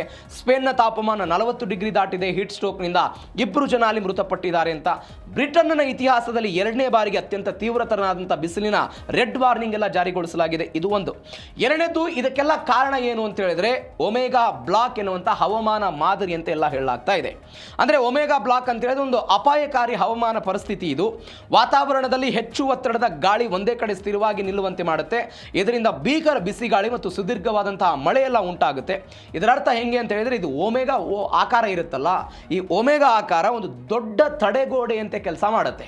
ಈ ತಡೆಗೋಡೆ ಏನು ಮಾಡುತ್ತೆ ಅಂತ ಹೇಳಿದ್ರೆ, ಬೇರೆ ಕಡೆಯಿಂದ ಬರುವಂತಹ ಯಾವುದೇ ತಂಪಾದ ಗಾಳಿ ಆಗಿರ್ಬೋದು, ತಂಪಾದ ಮೋಡಗಳನ್ನು ಆ ದೇಶದ ಒಳಗಡೆ ಬಿಡೋದಕ್ಕೆ ಅಸಾಧ್ಯವಾದಂತಹ ಒಂದು ಪ್ರತಿಕೂಲ ಪರಿಸ್ಥಿತಿಯನ್ನು ನಿರ್ಮಾಣ ಮಾಡುತ್ತೆ. ಈ ಒಮೆಗಾ ಬ್ಲಾಕ್ ಎನ್ನುವಂತಹ ಹವಾಮಾನ ವೈಪರೀತ್ಯದಿಂದ ಜಾಗತಿಕವಾಗಿ ತಾಪಮಾನ ಏರಿಕೆ ಆಗ್ತಾ ಇದೆ. ಯುರೋಪ್ನಲ್ಲಿ ಅದರ ಮಟ್ಟ ದೊಡ್ಡ ಮಟ್ಟದಲ್ಲಿದೆ. ಅದರ ಪರಿಣಾಮವಾಗಿ ಇಂಥದ್ದೊಂದು ಭೀಕರ ಸಾವು ನೋವುಗಳೆಲ್ಲ ಸಂಭವಿಸ್ತಾ ಇದೆ ಅಂತ ಸದ್ಯಕ್ಕೆ ಬರ್ತಾ ಇರೋ ಸುದ್ದಿ. ಎರಡನೇ ಬೆಳವಣಿಗೆ ಏನು ಅಂತ ಹೇಳಿದ್ರೆ, ಪೆಸಿಫಿಕ್ನಿಂದ ಯುರೋಪ್ನವರೆಗೆ ಎಲ್ ನೀನೋ ಕಂಟಕ ಆಗ್ತಾ ಇದೆ. ಪೆಸಿಫಿಕ್ ಸಾಗರದ ತಾಪಮಾನ ಏರಿಕೆಯಿಂದ ಜಾಗತಿಕ ಹವಾಮಾನದಲ್ಲಿ ಭಾರೀ ಏರುಪೇರು ಆಗ್ತಾ ಇದೆ. ನಾವು ಮೊನ್ನೆಯೂ ಕೂಡ ನೋಡಿದ್ವಿ, 0.5 ಏರಿಕೆ ಆದರೆ ಅದು ಎಲ್ ನೀನೋ 2 ಡಿಗ್ರಿ ಸೆಲ್ಸಿಯಸ್ ಎಲ್ಲ ಆಗಿಬಿಟ್ರೆ ಅದು ಸೂಪರ್ ಎಲ್ ನೀನೋ ಆಗುತ್ತೆ ಅಂತ. ಜಾಗತಿಕವಾಗಿ ದೊಡ್ಡ ಮಟ್ಟದಲ್ಲಿ ಆಗ್ತಾ ಇದೆ. ಸಾಗರ ಬಿಡುಗಡೆ ಮಾಡುವ ಶಾಖದಿಂದಾಗಿ ಜಾಗತಿಕ ಸರಾಸರಿ ತಾಪಮಾನ ದಾಖಲೆ ಮಟ್ಟದೆಲ್ಲ ಜಾಸ್ತಿ ಆಗ್ತಾ ಇದೆ. ಇದರಿಂದ ಹೀಟ್ ವೇವ್ಸ್ ಎಲ್ಲ ಅಂದರೆ ಉಷ್ಣಗಾಳಿ ಎಲ್ಲ ದೊಡ್ಡ ಮಟ್ಟದಲ್ಲಿ ಆಗ್ತಿದೆ. ಏಷ್ಯಾ ಮತ್ತು ಆಸ್ಟ್ರೇಲಿಯಾದಲ್ಲಿ ಭೀಕರ ಬರಗಾಲ, ಮುಂಗಾರು ಮಳೆಗೆಲ್ಲ ಹೊಡೆತ ಬಿದ್ದಿದ್ದನ್ನು ನಾವೆಲ್ಲ ನೋಡ್ತಾ ಇದ್ದೀವಿ. ಪೆಸಿಫಿಕ್ ಸಾಗರದ ತಾಪಮಾನ ಏರಿಕೆ ಭಾರತ ಸೇರಿದಂತೆ ದಕ್ಷಿಣ ಏಷ್ಯಾದ ನೈಋತ್ಯ ಮುಂಗಾರು ಮಾರುತಗಳನ್ನೆಲ್ಲ ದುರ್ಬಲಗೊಳಿಸಿರುವುದು ಕೃಷಿ ಪ್ರಧಾನ ದೇಶಗಳಿಗೆ ದೊಡ್ಡ ಮಟ್ಟದ ಹೊಡೆತ. ಎಕ್ಸಾಂಪಲ್ ಭಾರತದ ಕರ್ನಾಟಕದ ಉದಾಹರಣೆಯನ್ನು ತೆಗೆದುಕೊಳ್ಳಿ. ಮಳೆ ಆಗ್ತಾ ಇಲ್ಲ, ಭೀಕರ ಬರಗಾಲ ಬರ್ತಾ ಇದೆ, ನೀರಿನ ಅಭಾವ ಸೃಷ್ಟಿಯಾಗ್ತಾ ಇದೆ. ಒಂದು. ಎರಡನೇದು, ಆಸ್ಟ್ರೇಲಿಯಾ, ಇಂಡೋನೇಷ್ಯಾ ದೇಶಗಳಲ್ಲಿ ಮಳೆಯ ಪ್ರಮಾಣ ಕುಸಿದು ಕಾಡ್ಗಿಚ್ಚಿನ ಹಾವಳಿ ಆಗ್ಬೋದು ಅಂತ ಒಣ ಹವಾಮಾನ ನಿರ್ಮಾಣ ಆಗೋದ್ರಿಂದ ಅಲ್ಲಿನ ಕಾಡುಗಳಲ್ಲಿ ವಿಪರೀತವಾದಂಥ ಕಾಡ್ಗಿಚ್ಚೆಲ್ಲ ಸಂಭವಿಸಬಹುದು. ಇದರಿಂದ ದೊಡ್ಡ ಮಟ್ಟದ ಹವಾಮಾನ ವೈಪರೀತ್ಯ ಆಗ್ಬೋದು ಅಂತ ಹೇಳ್ತಿದ್ದಾರೆ. ಎರಡನೇದು, ಅಮೆರಿಕ ಖಂಡಗಳಲ್ಲಿ ಭಾರೀ ಮಳೆ ಆಗ್ಬೋದು, ಪ್ರವಾಹದ ಭೀತಿ ಆಗ್ಬೋದು ಅಂತ. ಏಷ್ಯಾ ಭಾಗದಲ್ಲಿ ಬರಗಾಲ, ನೀರಿನ ಕೊರತೆ. ಅದೇ ರೀತಿಯಾಗಿ ಪೆಸಿಫಿಕ್ ಸಾಗರದ ಇನ್ನೊಂದು ಬದಿ ಫೇರು, ಇಕ್ವೆಡಾರ್ ಮತ್ತು ದಕ್ಷಿಣ ಅಮೆರಿಕದ ಪ್ರದೇಶಗಳಲ್ಲಿ ಭಾರೀ ಮಳೆ ಆಗ್ತಾ ಇದೆ. ಇದರಿಂದಾಗಿ ಭೂಕುಸಿತ, ದೊಡ್ಡ ಮಟ್ಟದ ಪ್ರವಾಹ ಎಲ್ಲ ಸಂಭವಿಸ್ತಾ ಇದೆ. ಮತ್ತೊಂದು, ಪೆಸಿಫಿಕ್ ಸಾಗರದಲ್ಲಿನ ಬದಲಾವಣೆಗಳು ಕೇವಲ ಹವಾಮಾನಕ್ಕೆ ಮಾತ್ರ ಸೀಮಿತವಾಗ್ತಾ ಇಲ್ಲ, ಜನರ ಜೀವನದ ಮೇಲೂ ಕೂಡ ಪರಿಣಾಮ ಬೀರೋದನ್ನು ನೋಡ್ತಾ ಇದ್ದೀವಿ. ಮತ್ತೊಂದು ಬೆಳವಣಿಗೆ ಏನು ಅಂತ ಹೇಳಿದ್ರೆ, ಮಹಾ ಭೂಕಂಪಕ್ಕೆ ವೆನಿಜುವೆಲಾ ಅಕ್ಷರಶಃ ಧೂಳಿಪಟವಾಗ್ಬಿಟ್ಟಿದೆ. ಅಕ್ಷರಶಃ ವೆನಿಜುವೆಲಾ ಭೂಕಂಪ 40 ಸೆಕೆಂಡ್ ಅಂತರದಲ್ಲಿ 7.1 ಮತ್ತು 7.5 ತೀವ್ರತೆಯಲ್ಲಿ ಭೂಕಂಪ ಆಯಿತು. ಕೇವಲ 40 ಸೆಕೆಂಡು. ನಾನು ಅವಾಗಲೇ ಹೇಳ್ತಾ ಇದ್ದೆ, ಅಂದಾಜು ಈ ಭೂಕಂಪಕ್ಕೆ 10,000 ಜನ ಮೃತಪಟ್ಟಿದ್ದಾರೆ ಅಂತ ಸುದ್ದಿ. ಜಸ್ಟ್ 40 ಸೆಕೆಂಡಲ್ಲಿ 10,000 ಜನ ಮೃತಪಡ್ತಾರೆ ಅಂತ ಭೀಕರತೆಯನ್ನು ಜಸ್ಟ್ ಇಮ್ಯಾಜಿನ್ ಮಾಡ್ಕೊಳ್ಳಿ. ಕಳೆದ 100 ವರ್ಷಗಳ ಇತಿಹಾಸದಲ್ಲೇ ದೊಡ್ಡ ತರನಾದಂತಹ ಭೂಕಂಪ ಅಂತ ವಿಶ್ಲೇಷಣೆ ಮಾಡಲಾಗ್ತಾ ಇದೆ. 7.2, 7.5 ತೀವ್ರತೆಯಲ್ಲಿ ಭೀಕರ ಅವಳಿ ಭೂಕಂಪ ಎಲ್ಲ ಆಯಿತು. 40 ಸೆಕೆಂಡ್ಗಳ ಅಂತರದಲ್ಲಿ ಎಲ್ಲ ಜೂನ್ 24ನೇ ತಾರೀಕು ಬುಧವಾರ ಸಂಜೆ 6:04 ಸಾನ್ ಫೆಲಿಫಿ ಎನ್ನುವಂತಹ ಒಂದು ಪ್ರದೇಶ, ಅದು 7.2 ತೀವ್ರತೆ ಎಲ್ಲ ಆಯ್ತಂತೆ. ಮತ್ತೊಂದು ಕಡೆ ಮೊದಲ ಭೂಕಂಪನದಿಂದ ಜನ ಚೇತರಿಸಿಕೊಳ್ತಾ ಇದ್ರು. ಅದಾದ ನಂತರ 30-40 ಸೆಕೆಂಡ್ಗಳಲ್ಲಿ 7.5 ತೀವ್ರತೆಯ ಪ್ರಬಲ ಭೂಕಂಪನ ಎಲ್ಲ ಆಯ್ತಲ್ಲಿ. ಮತ್ತೊಂದು ಕಡೆ ಇದರ ವೆನಿಜುವೆಲಾದ ರಾಜಧಾನಿ ಕ್ಯಾರ್ಕಾಸ್, ಅಲ್ಟಮಿರಾ ಮತ್ತು ಎಲ್ ಫೈರೋಸೋ ಸೇರಿದಂತೆ ಕೆಲ ನಗರ ನಗರಗಳು, 22 ಅಂತಸ್ತಿನ ಗಗನಚುಂಬಿ ಕಟ್ಟಡಗಳು, ವಸತಿ ಸಮುಚ್ಚಯಗಳು ಫೀಸ್ ಆಗಿಲ್ಲ ಕುಸಿದು ಬಿದ್ದುಬಿಟ್ಟಿದೆ. ಇದು ಒಂದು ಬೆಳವಣಿಗೆ. ಮತ್ತೊಂದು ಕಡೆ ಇಂಟೀರಿಯಂ ಪ್ರೆಸಿಡೆಂಟ್ ಡೆಲ್ಸಿ ರೊಡ್ರಿಗಸ್ ಅವರೆಲ್ಲ ಒಂದು ಹೇಳಿಕೆ ಕೊಟ್ಟರು. 164 ಜನ ಮೃತಪಟ್ಟಿದ್ದಾರೆ, 971 ಜನ ಗಾಯಗೊಂಡಿದ್ದಾರೆ, 16 ಕಟ್ಟಡಗಳ ನೆಲಸಮ ಆಗಿದೆ, ಅವಶೇಷಗಳು ಅಡಿಯಲ್ಲೆಲ್ಲ ಸಿಕ್ಕಾಕೊಂಡಿದೆ. ಹೀಗಾಗಿ ಸಾವಿನ ಸಂಖ್ಯೆ 10,000ದಿಂದ 1 ಲಕ್ಷಕ್ಕೆಲ್ಲ ಏರಿಕೆ ಆಗ್ಬೋದು ಅಂತೆಲ್ಲ ಹೇಳ್ತಾ ಇದ್ದಾರೆ. ಹೀಗಾಗಿ ಒಂದು ತುರ್ತು ಪರಿಸ್ಥಿತಿಯನ್ನೆಲ್ಲ ಘೋಷಣೆ ಮಾಡಿಕೊಂಡಿದ್ದಾರೆ. ಅಲ್ಲಿ ರಕ್ಷಣಾ ಕಾರ್ಯಾಚರಣೆಗೆಲ್ಲ ಕೆಲಸವನ್ನು ಮಾಡ್ತಾ ಇದ್ದಾರೆ. ಇದು ಒಂದು ಬೆಳವಣಿಗೆ. ಮತ್ತೊಂದು ಕಡೆ ಧೂಳಿನಿಂದ ದೊಡ್ಡ ಮಟ್ಟದ ಹಾನಿಯಾಗಿದೆ. ಇದು ಒಂದು. ಎರಡನೇ ಬೆಳವಣಿಗೆ ಏನು ಅಂತ ಹೇಳಿದ್ರೆ, ವಿನಾಶವನ್ನು ತಪ್ಪಿಸಿಕೊಳ್ಳೋದಕ್ಕೆ ಹಾಗಾದರೆ ದಾರಿ ಏನು? ಯುದ್ಧ ಆಗ್ತಾ ಇದೆ, ಅದಾದ ನಂತರ ಪರಿಸರ ಮಾಲಿನ್ಯ ಆಗ್ತಾ ಇದೆ, ಅದಾದ ನಂತರ ದೊಡ್ಡ ಮಟ್ಟದ ಇಂಥ ಭೂಕಂಪನಗಳಾಗ್ತಾ ಇದೆ. ಏನು ಮಾಡ್ಬೋದು? ವ್ಯಾಪಕವಾದಂಥ ಅರಳೀಕರಣ ಮಾಡಬೇಕು, ಜಲಸಂಪನ್ಮೂಲಗಳನ್ನು ನಾವೆಲ್ಲ ಉಳಿಸ್ಕೊಳ್ಬೇಕು, ಸಂರಕ್ಷಣೆ ಮಾಡಬೇಕು. ಸಹಜವಾಗಿ ಕಾರ್ಬನ್ ಹೊರಸೂಸುವಿಕೆ ಕಡಿಮೆ ಮಾಡಬೇಕು, ಅದು ಅನಿವಾರ್ಯ. ಒಂದು ಪ್ಯಾರಿಸ್ ಒಪ್ಪಂದ ಆಗಿದೆ. ಪ್ಯಾರಿಸ್ ಒಪ್ಪಂದದ ಪ್ರಕಾರ 1.5 ಅದೇನೋ ಕಡಿಮೆ ಮಾಡಬೇಕು ಅನ್ನುವಂಥ ಒಪ್ಪಂದ ಈಗಾಗಲೇ ಆಗಿದೆ. ಅದಕ್ಕಾಗಿ ಕೆಲಸವನ್ನು ಕೂಡ ನಾವು ಮಾಡ್ತಾ ಇದ್ದದ್ದು ನೋಡಿದ್ದೀವಿ. ಯುದ್ಧದ ಹಾದಿಯನ್ನು ಬಿಡಬೇಕು, ಪರಿಸರ ಸ್ನೇಹಿಯಾಗಿ ಬದುಕಬೇಕು, ವಿನಾಶದ ಮುನ್ಸೂಚನೆ ಎಲ್ಲ. ಹೀಗಾಗಿ ಒಂದು ತಪ್ಪನ್ನು ತಿದ್ದುಕೊಳ್ಳೋದಕ್ಕೆ ಒಂದು ಅವಕಾಶ ಅಂತ. ನೀವು ಬೇರೆ ಬೇರೆ ದೇಶಗಳಿಗೆ ಹೋಗೋದು ಬೇಡ, ನಮ್ಮ ಬೆಂಗಳೂರಿನ ಪರಿಸ್ಥಿತಿಯನ್ನು ನಾವು ಒಮ್ಮೆ ಇಮ್ಯಾಜಿನ್ ಮಾಡಿಕೊಂಡ್ರೆ ನಮಗೆಲ್ಲ ಕಣ್ಮುಂದೆ ಬಂದ್ಬಿಡುತ್ತೆ. ಇಲ್ಲಿ ಆಗಬಹುದಾದಂಥ ವಾಹನ ದಟ್ಟಣೆ, ಇಲ್ಲಿ ಆಗಬಹುದಂಥ ಕೆರೆಗಳ ಸಂರಕ್ಷಣೆಗಳು ಏನಾಗ್ತಾ ಇದೆ, ಇಲ್ಲಿರುವಂಥ ಹಸಿರುಕರಣ ಯಾವ ಪ್ರಮಾಣದಲ್ಲಿ ಕಡಿಮೆ ಆಗ್ತಾ ಇದೆ. ಇಡೀ ಜಾಗತಿಕವಾಗಿಯೂ ಕೂಡ ಇದೆಲ್ಲ ಅಪ್ಲೈ ಆಗುತ್ತೆ. ಹೀಗಾಗಿ ಇದನ್ನು ನಾವೆಲ್ಲ ಉಳಿಸ್ಕೊಂಡು ಮುಂದೆ ಹೋಗಬೇಕು, ಅಥವಾ ಮುಂದಿನ ಪೀಳಿಗೆಗೆ ನಾವು ಒಂದು ಸಮೃದ್ಧವಾದಂಥ ಅತ್ಯುತ್ತಮವಾದಂಥ ವಾತಾವರಣ ಕೊಡಬೇಕು ಅಂತ ಹೇಳಿದ್ರೆ ಏನು ಮಾಡಬೇಕು? ಪರಿಸರವನ್ನು ರಕ್ಷಣೆ ಮಾಡಬೇಕು. ಇದು ಜೀ ಕನ್ನಡ ನ್ಯೂಸ್ DN 4ನೇ ಸುದ್ದಿ, ಕೊನೆಯ ಸುದ್ದಿ, ಮಳೆಗೆ ಸಂಬಂಧಪಟ್ಟಂತಹ ಸುದ್ದಿ. ಒಂದು ಕಡೆ ಸೂಪರ್ ಎಲ್ ನಿನೋದ ಪರಿಣಾಮವಾಗಿ ವಿಪರೀತವಾದಂತಹ ಬರಗಾಲದ ಸುದ್ದಿಗಳು ಬರ್ತಾ ಇದೆ. ಮತ್ತೊಂದು ಕಡೆ ರಾಜ್ಯದ 122 ತಾಲೂಕುಗಳಲ್ಲಿ, ಕರ್ನಾಟಕದ 122 ತಾಲೂಕುಗಳಲ್ಲಿ ಈಗಾಗಲೇ ಕುಡಿಯುವ ನೀರಿನ ಸಮಸ್ಯೆ ಎಲ್ಲ ಶುರುವಾಗಿದೆ. ಇದೀಗ ಸರ್ಕಾರ ಇದ್ರ ಬಗ್ಗೆ ಎಚ್ಚೆತ್ತುಕೊಳ್ಳುವ ಪ್ರಯತ್ನವನ್ನು ಮಾಡ್ತಾ ಇದೆ. ವಾರ್ ರೂಮ್ ಎಲ್ಲ ಸಿದ್ಧಪಡಿಸ್ತಾ ಇದ್ದಾರೆ. ಅಂದರೆ ಇದಕ್ಕಾಗಿ ಕೆಲಸವನ್ನು ಮಾಡೋದಕ್ಕೆ ಒಂದು ಕಡೆ ಬರಗಾಲದ ಭೀತಿ, ಮತ್ತೊಂದು ಕಡೆ ಕರಾವಳಿಗೆ ಆರೆಂಜ್ ಅಲರ್ಟ್ ಕೊಡ್ತಾ ಇದ್ದಾರೆ. ಏನು ಸರ್ಕಾರದ ಸಿದ್ಧತೆಗಳು? ಕಂದಾಯ ಸಚಿವ ಆಗಿರುವಂತಹ ಡಾಕ್ಟರ್ ಜಿ ಪರಮೇಶ್ವರ್ ಅವರ ನೇತೃತ್ವದಲ್ಲಿ ಈ ಕೆಲಸಗಳಾಗ್ತಾ ಇದೆ ಅಂತ ಡೀಟೇಲ್ಸ್ ನೋಡ್ತಾ ಹೋಗೋಣ. ಸೂಪರ್ ಎಲ್ ನಿನೋ ಎಫೆಕ್ಟ್, ರಾಜ್ಯಕ್ಕೆ ಬರದ ಭೀತಿ ಎದುರಾಗ್ತಾ ಇದೆ. 122 ತಾಲೂಕುಗಳಲ್ಲಿ ಈಗಾಗಲೇ ಕುಡಿಯುವ ನೀರಿನ ಸಮಸ್ಯೆ. ನಮ್ಮನ್ನೇ ಇದ್ರ ಬಗ್ಗೆ Zee Kannada news DNA mega ಸುದ್ದಿಯಲ್ಲಿ ಇದ್ರ ಬಗ್ಗೆ ಎಲ್ಲ ಚರ್ಚೆ ಮಾಡಿದ್ವಿ. ಯಾಕೆ ಕಾರಣ ಆಗ್ತಾ ಇದೆ, ಏನು ಎತ್ತ ಅಂತ. ಅಂದರೆ ನಿಮಗೆ ಫೆಬ್ರವರಿಯಲ್ಲಿ ಶುರುವಾಗಿ ಅದಾದ ನಂತರ ಕುಡಿಯುವ ನೀರಿನ ಸಮಸ್ಯೆ ಸಹಜವಾಗಿ ಜೂನ್ ಅಂದರೆ ಮೇ ತಿಂಗಳ ಅಂತ್ಯಕ್ಕೆಲ್ಲ ಕೊನೆ ಆಗಬೇಕು, ಜೂನ್ ತಿಂಗಳಲ್ಲಿ ಯಥಾಸ್ಥಿತಿಗೆ ಬರಬೇಕು. ಬಟ್ ಜೂನ್ ತಿಂಗಳಲ್ಲಿಯೂ ಕೂಡ ದೊಡ್ಡ ಮಟ್ಟದಲ್ಲಿ ಆಗ್ತಾ ಇದೆ ಅಂತ DCM ಪರಮೇಶ್ವರ ಹೈ ಅಲರ್ಟ್ ಎಲ್ಲ ಆಗಿದ್ದಾರೆ. ವಿಧಾನಸೌಧದಲ್ಲಿ ಹಿರಿಯ ಅಧಿಕಾರಿಗಳ ಸಭೆ ನಡೆಸಿದರು. ಮುನ್ನೆಚ್ಚರಿಕೆ ಕ್ರಮ ಎಲ್ಲ ತೆಗೆದುಕೊಳ್ಬೇಕು ಅಂತ ಹೇಳಿದ್ದಾರೆ. ಜಿಲ್ಲಾಧಿಕಾರಿಗಳು ಜಿಲ್ಲಾವಾರು ಸಮಗ್ರ ಯೋಜನೆಯನ್ನು ರೂಪಿಸಬೇಕು. ಅಂದರೆ ಅದಕ್ಕೆ 5 ಕೋಟಿ ರೂಪಾಯಿ ಅಕೌಂಟಲ್ಲಿ ಏನೋ ಹಣ ಇದೆ ಅಂತೆಲ್ಲ ಸುದ್ದಿ ಇದೆ. ಜಾನುವಾರುಗಳಿಗೆ ಅವಕಾಶವನ್ನು, ಅಂದರೆ ಮೇವು, ಕೃಷಿ ಚಟುವಟಿಕೆಗೆ ಮೊದಲ ಆದ್ಯತೆ, ಕುಡಿಯುವ ನೀರಿಗಾಗಿ ಅವಕಾಶವನ್ನು ಕೊಡೋದು, ಅಧಿಕಾರಶಾಹಿ ವಿಳಂಬವನ್ನು ಸಹಿಸಲ್ಲ, ಬೋರ್ವೆಲ್ ಕುರಿಯೋದಕ್ಕೆ ತಕ್ಷಣವೇ ಅನುಮತಿಯನ್ನೆಲ್ಲ ಕೊಡಬೇಕು ಅಂತ. ವಿಪರ್ಯಾಸ ಅಂದರೆ ಬೋರ್ವೆಲ್ನಲ್ಲೂ ಕೂಡ ನೀರಿನ ಮಟ್ಟ ಕುಸಿತಾ ಇದೆ, ಅಂತರ್ಜಲದ ಮಟ್ಟ ಕುಸಿತಾ ಇದೆ ಅನ್ನುವಂಥ ಸುದ್ದಿಗಳು ಬರ್ತಾ ಇದೆ. ಹೀಗಾಗಿ ರಾಜ್ಯ ಸರ್ಕಾರ ಒಂದು ಎಚ್ಚೆತ್ತುಕೊಳ್ಳೋ ಪ್ರಯತ್ನ ಮಾಡಿದೆ. ಮತ್ತೊಂದು ಬೆಳವಣಿಗೆ, 122 ತಾಲೂಕುಗಳಲ್ಲಿ ನೀರಿಗೆ ಹಾಹಾಕಾರ ಆಗಿರೋದು. 122 ತಾಲೂಕುಗಳು, ರಾಜ್ಯದ 122 ತಾಲೂಕುಗಳಲ್ಲಿ ಕುಡಿಯುವ ನೀರಿನ ಸಮಸ್ಯೆ ಇದೆ. ಕುಡಿಯೋದಕ್ಕೂ ಕೂಡ ನೀರಿಲ್ಲ ಅಂತ. ಅಲ್ಲಿ 139 ಹಳ್ಳಿಗಳಿಗೆ ಟ್ಯಾಂಕರ್ ಮುಖಾಂತರ ನೀರು ಕೊಡ್ತಾರಂತೆ. 189 ಬೋರ್ವೆಲ್ಗಳನ್ನೆಲ್ಲ ಬಾಡಿಗೆ ಪಡೆದಿದ್ದಾರಂತೆ. 669 ಹಳ್ಳಿಗಳಲ್ಲಿ ಖಾಸಗಿ ಕೊಳವೆ ಬಾವಿಗಳ ಮುಖಾಂತರ ಕುಡಿಯೋ ನೀರನ್ನು ನಾವೆಲ್ಲ ಪೂರೈಕೆ ಮಾಡ್ತೀವಿ ಅಂತ ಹೇಳಿದ್ದಾರೆ. ಜಲಾಶಯಗಳ ನೀರಿನ ಮಟ್ಟದ ಮೇಲೆ ಅಧಿಕಾರಿಗಳೆಲ್ಲ ಹದ್ದಿನ ಕಣ್ಣಿಟ್ಟಿದ್ದಾರೆ. ಬರ ಪರಿಸ್ಥಿತಿಯನ್ನು ಎದುರಿಸೋದಕ್ಕೆ ಕಂದಾಯ ಇಲಾಖೆಯಿಂದ ಒಂದು ಯುದ್ಧೋಪಾದಿ ಸಿದ್ಧತೆಗಳು. ಈಗ ಬರಗಾಲದ ಮುನ್ಸೂಚನೆ ಸಿಕ್ಕ ತಕ್ಷಣ ಇಂಥದ್ದೊಂದು ಕೆಲಸವನ್ನು ಮಾಡ್ತಾ ಇದ್ದಾರೆ. ನೀವು 669 ಇದರ ಹಳ್ಳಿಗಳ ಸಂಖ್ಯೆ ಜಾಸ್ತಿ ಆಗ್ತಾ ಹೋಗುತ್ತೆ. ಯಾಕಂದರೆ ಜೂನ್ ಅಂತ್ಯ, ಈಗ ಜುಲೈ ಶುರು ಆಗ್ತಾ ಇದೆ. ಈ ತನಕವೂ ಕೂಡ ಮಳೆ ಆಗ್ತಾ ಇಲ್ಲ. ಹೀಗಾಗಿ ಕೃಷಿಗೆ ನೀರಿಲ್ಲ, ಕುಡಿಯೋದಕ್ಕೂ ಕೂಡ ನೀರಿಲ್ಲ. ಇವತ್ತು 600 ಇದ್ದಿದ್ದ ಹಳ್ಳಿ ನಾಳೆ 1000 ಆಗುತ್ತೆ. ಹೀಗಾಗಿ ಏನು ಕ್ರಮ ತೆಗೆದುಕೊಳ್ತಾರೆ, ಕಾದು ನೋಡೋಣ ಏನೇನಾಗುತ್ತೆ ಅಂತ, ಸಿದ್ಧತೆ ಅಂತ ಹೇಳ್ತಿದ್ದಾರೆ. ಮತ್ತೊಂದು ಕಡೆ, ಒಂದು ಕಡೆ ಬರ, ಇನ್ನೊಂದು ಕಡೆ ಭಾರಿ ಮಳೆ ಆಗ್ತಾ ಇದೆ. ಜೂನ್ 29ರಿಂದ ಕರಾವಳಿ ಮತ್ತು ಮಲೆನಾಡಲ್ಲಿ ಮುಂಗಾರು ಚುರುಕಂತೆಲ್ಲ ಹೇಳ್ತಿದ್ದಾರೆ. 6 ಜಿಲ್ಲೆಗಳಿಗೆ ಆರೆಂಜ್ ಅಲರ್ಟ್ ಕೊಟ್ಟಿದ್ದಾರೆ. ಯಾವ್ಯಾವುದು? ಉತ್ತರ ಕನ್ನಡ, ಉಡುಪಿ, ದಕ್ಷಿಣ ಕನ್ನಡದಲ್ಲಿ ಹೈ ಅಲರ್ಟ್ ಘೋಷಣೆ ಆಗಿದೆ. ಶಿವಮೊಗ್ಗ, ಕೊಡಗು, ಚಿಕ್ಕಮಗಳೂರಿನಲ್ಲೆಲ್ಲ ಭಾರಿ ಮಳೆ ಆಗ್ಬೋದು ಅಂತ ಹೇಳ್ತಿದ್ದಾರೆ. ಹವಾಮಾನ ಇಲಾಖೆ ಕೆಲವೊಂದಿಷ್ಟು ಕಠಿಣ ಎಚ್ಚರಿಕೆಗಳನ್ನು ಕೊಟ್ಟು ಇಂಥದ್ದೊಂದು ಸುದ್ದಿಯನ್ನೆಲ್ಲ ಹೇಳ್ತಾ ಇದೆ. ಅಂದರೆ ನೀವು ಮಧ್ಯ ಕರ್ನಾಟಕ, ಉತ್ತರ ಕರ್ನಾಟಕ, ಬೆಂಗಳೂರಿನ ಸುತ್ತಮುತ್ತಲ ಜಿಲ್ಲೆಗಳು, ಇವು ಜಿಲ್ಲೆಗಳಿಗೆ ವಿಪರೀತವಾದಂಥ ಒಣ ಹವೆ ಇದೆ. ಆದರೆ ಕರಾವಳಿ ಭಾಗದಲ್ಲಿ ಒಂದು ಆರೆಂಜ್ ಅಲರ್ಟನ್ನು ಕೊಡೋದು, ಮಲೆನಾಡಿನ ಭಾಗದಲ್ಲಿ ಆರೆಂಜ್ ಅಲರ್ಟನ್ನು ಕೊಡಬಹುದು. ಜೂನ್ 29ರಿಂದ ಅಂದರೆ ಇನ್ನು 4 ದಿನದ ನಂತರ ಮಳೆ ಆಗಬಹುದು ಅಂತ ಹೇಳ್ತಿದ್ದಾರೆ. ಬಟ್ ಈ ಮಳೆ ಕರ್ನಾಟಕದಾದ್ಯಂತ ಆದರೆ ರೈತರ ಮುಖದಲ್ಲೂ ಕೂಡ ಸಂತಸ, ಕುಡಿಯುವ ನೀರಿಗೂ ಕೂಡ ಯಾವುದೇ ಬರ ಉಂಟಾಗೋದಿಲ್ಲ. ಹೀಗಾಗಿ ಏನಾಗುತ್ತೆ ಕಾದು ನೋಡೋಣ. ಇದರೊಂದಿಗೆ ಇವತ್ತಿನ ಜೀ ಕನ್ನಡ ನ್ಯೂಸ್ DNA ಮುಗಿಸ್ತಾ ಇದ್ದೀನಿ. ನೋಡ್ತಾ ಇದ್ದೀನಿ ಜೀ ಕನ್ನಡ ನ್ಯೂಸ್, ಸತ್ಯವೇ ಸುದ್ದಿಯ ಜೀವಾಳ.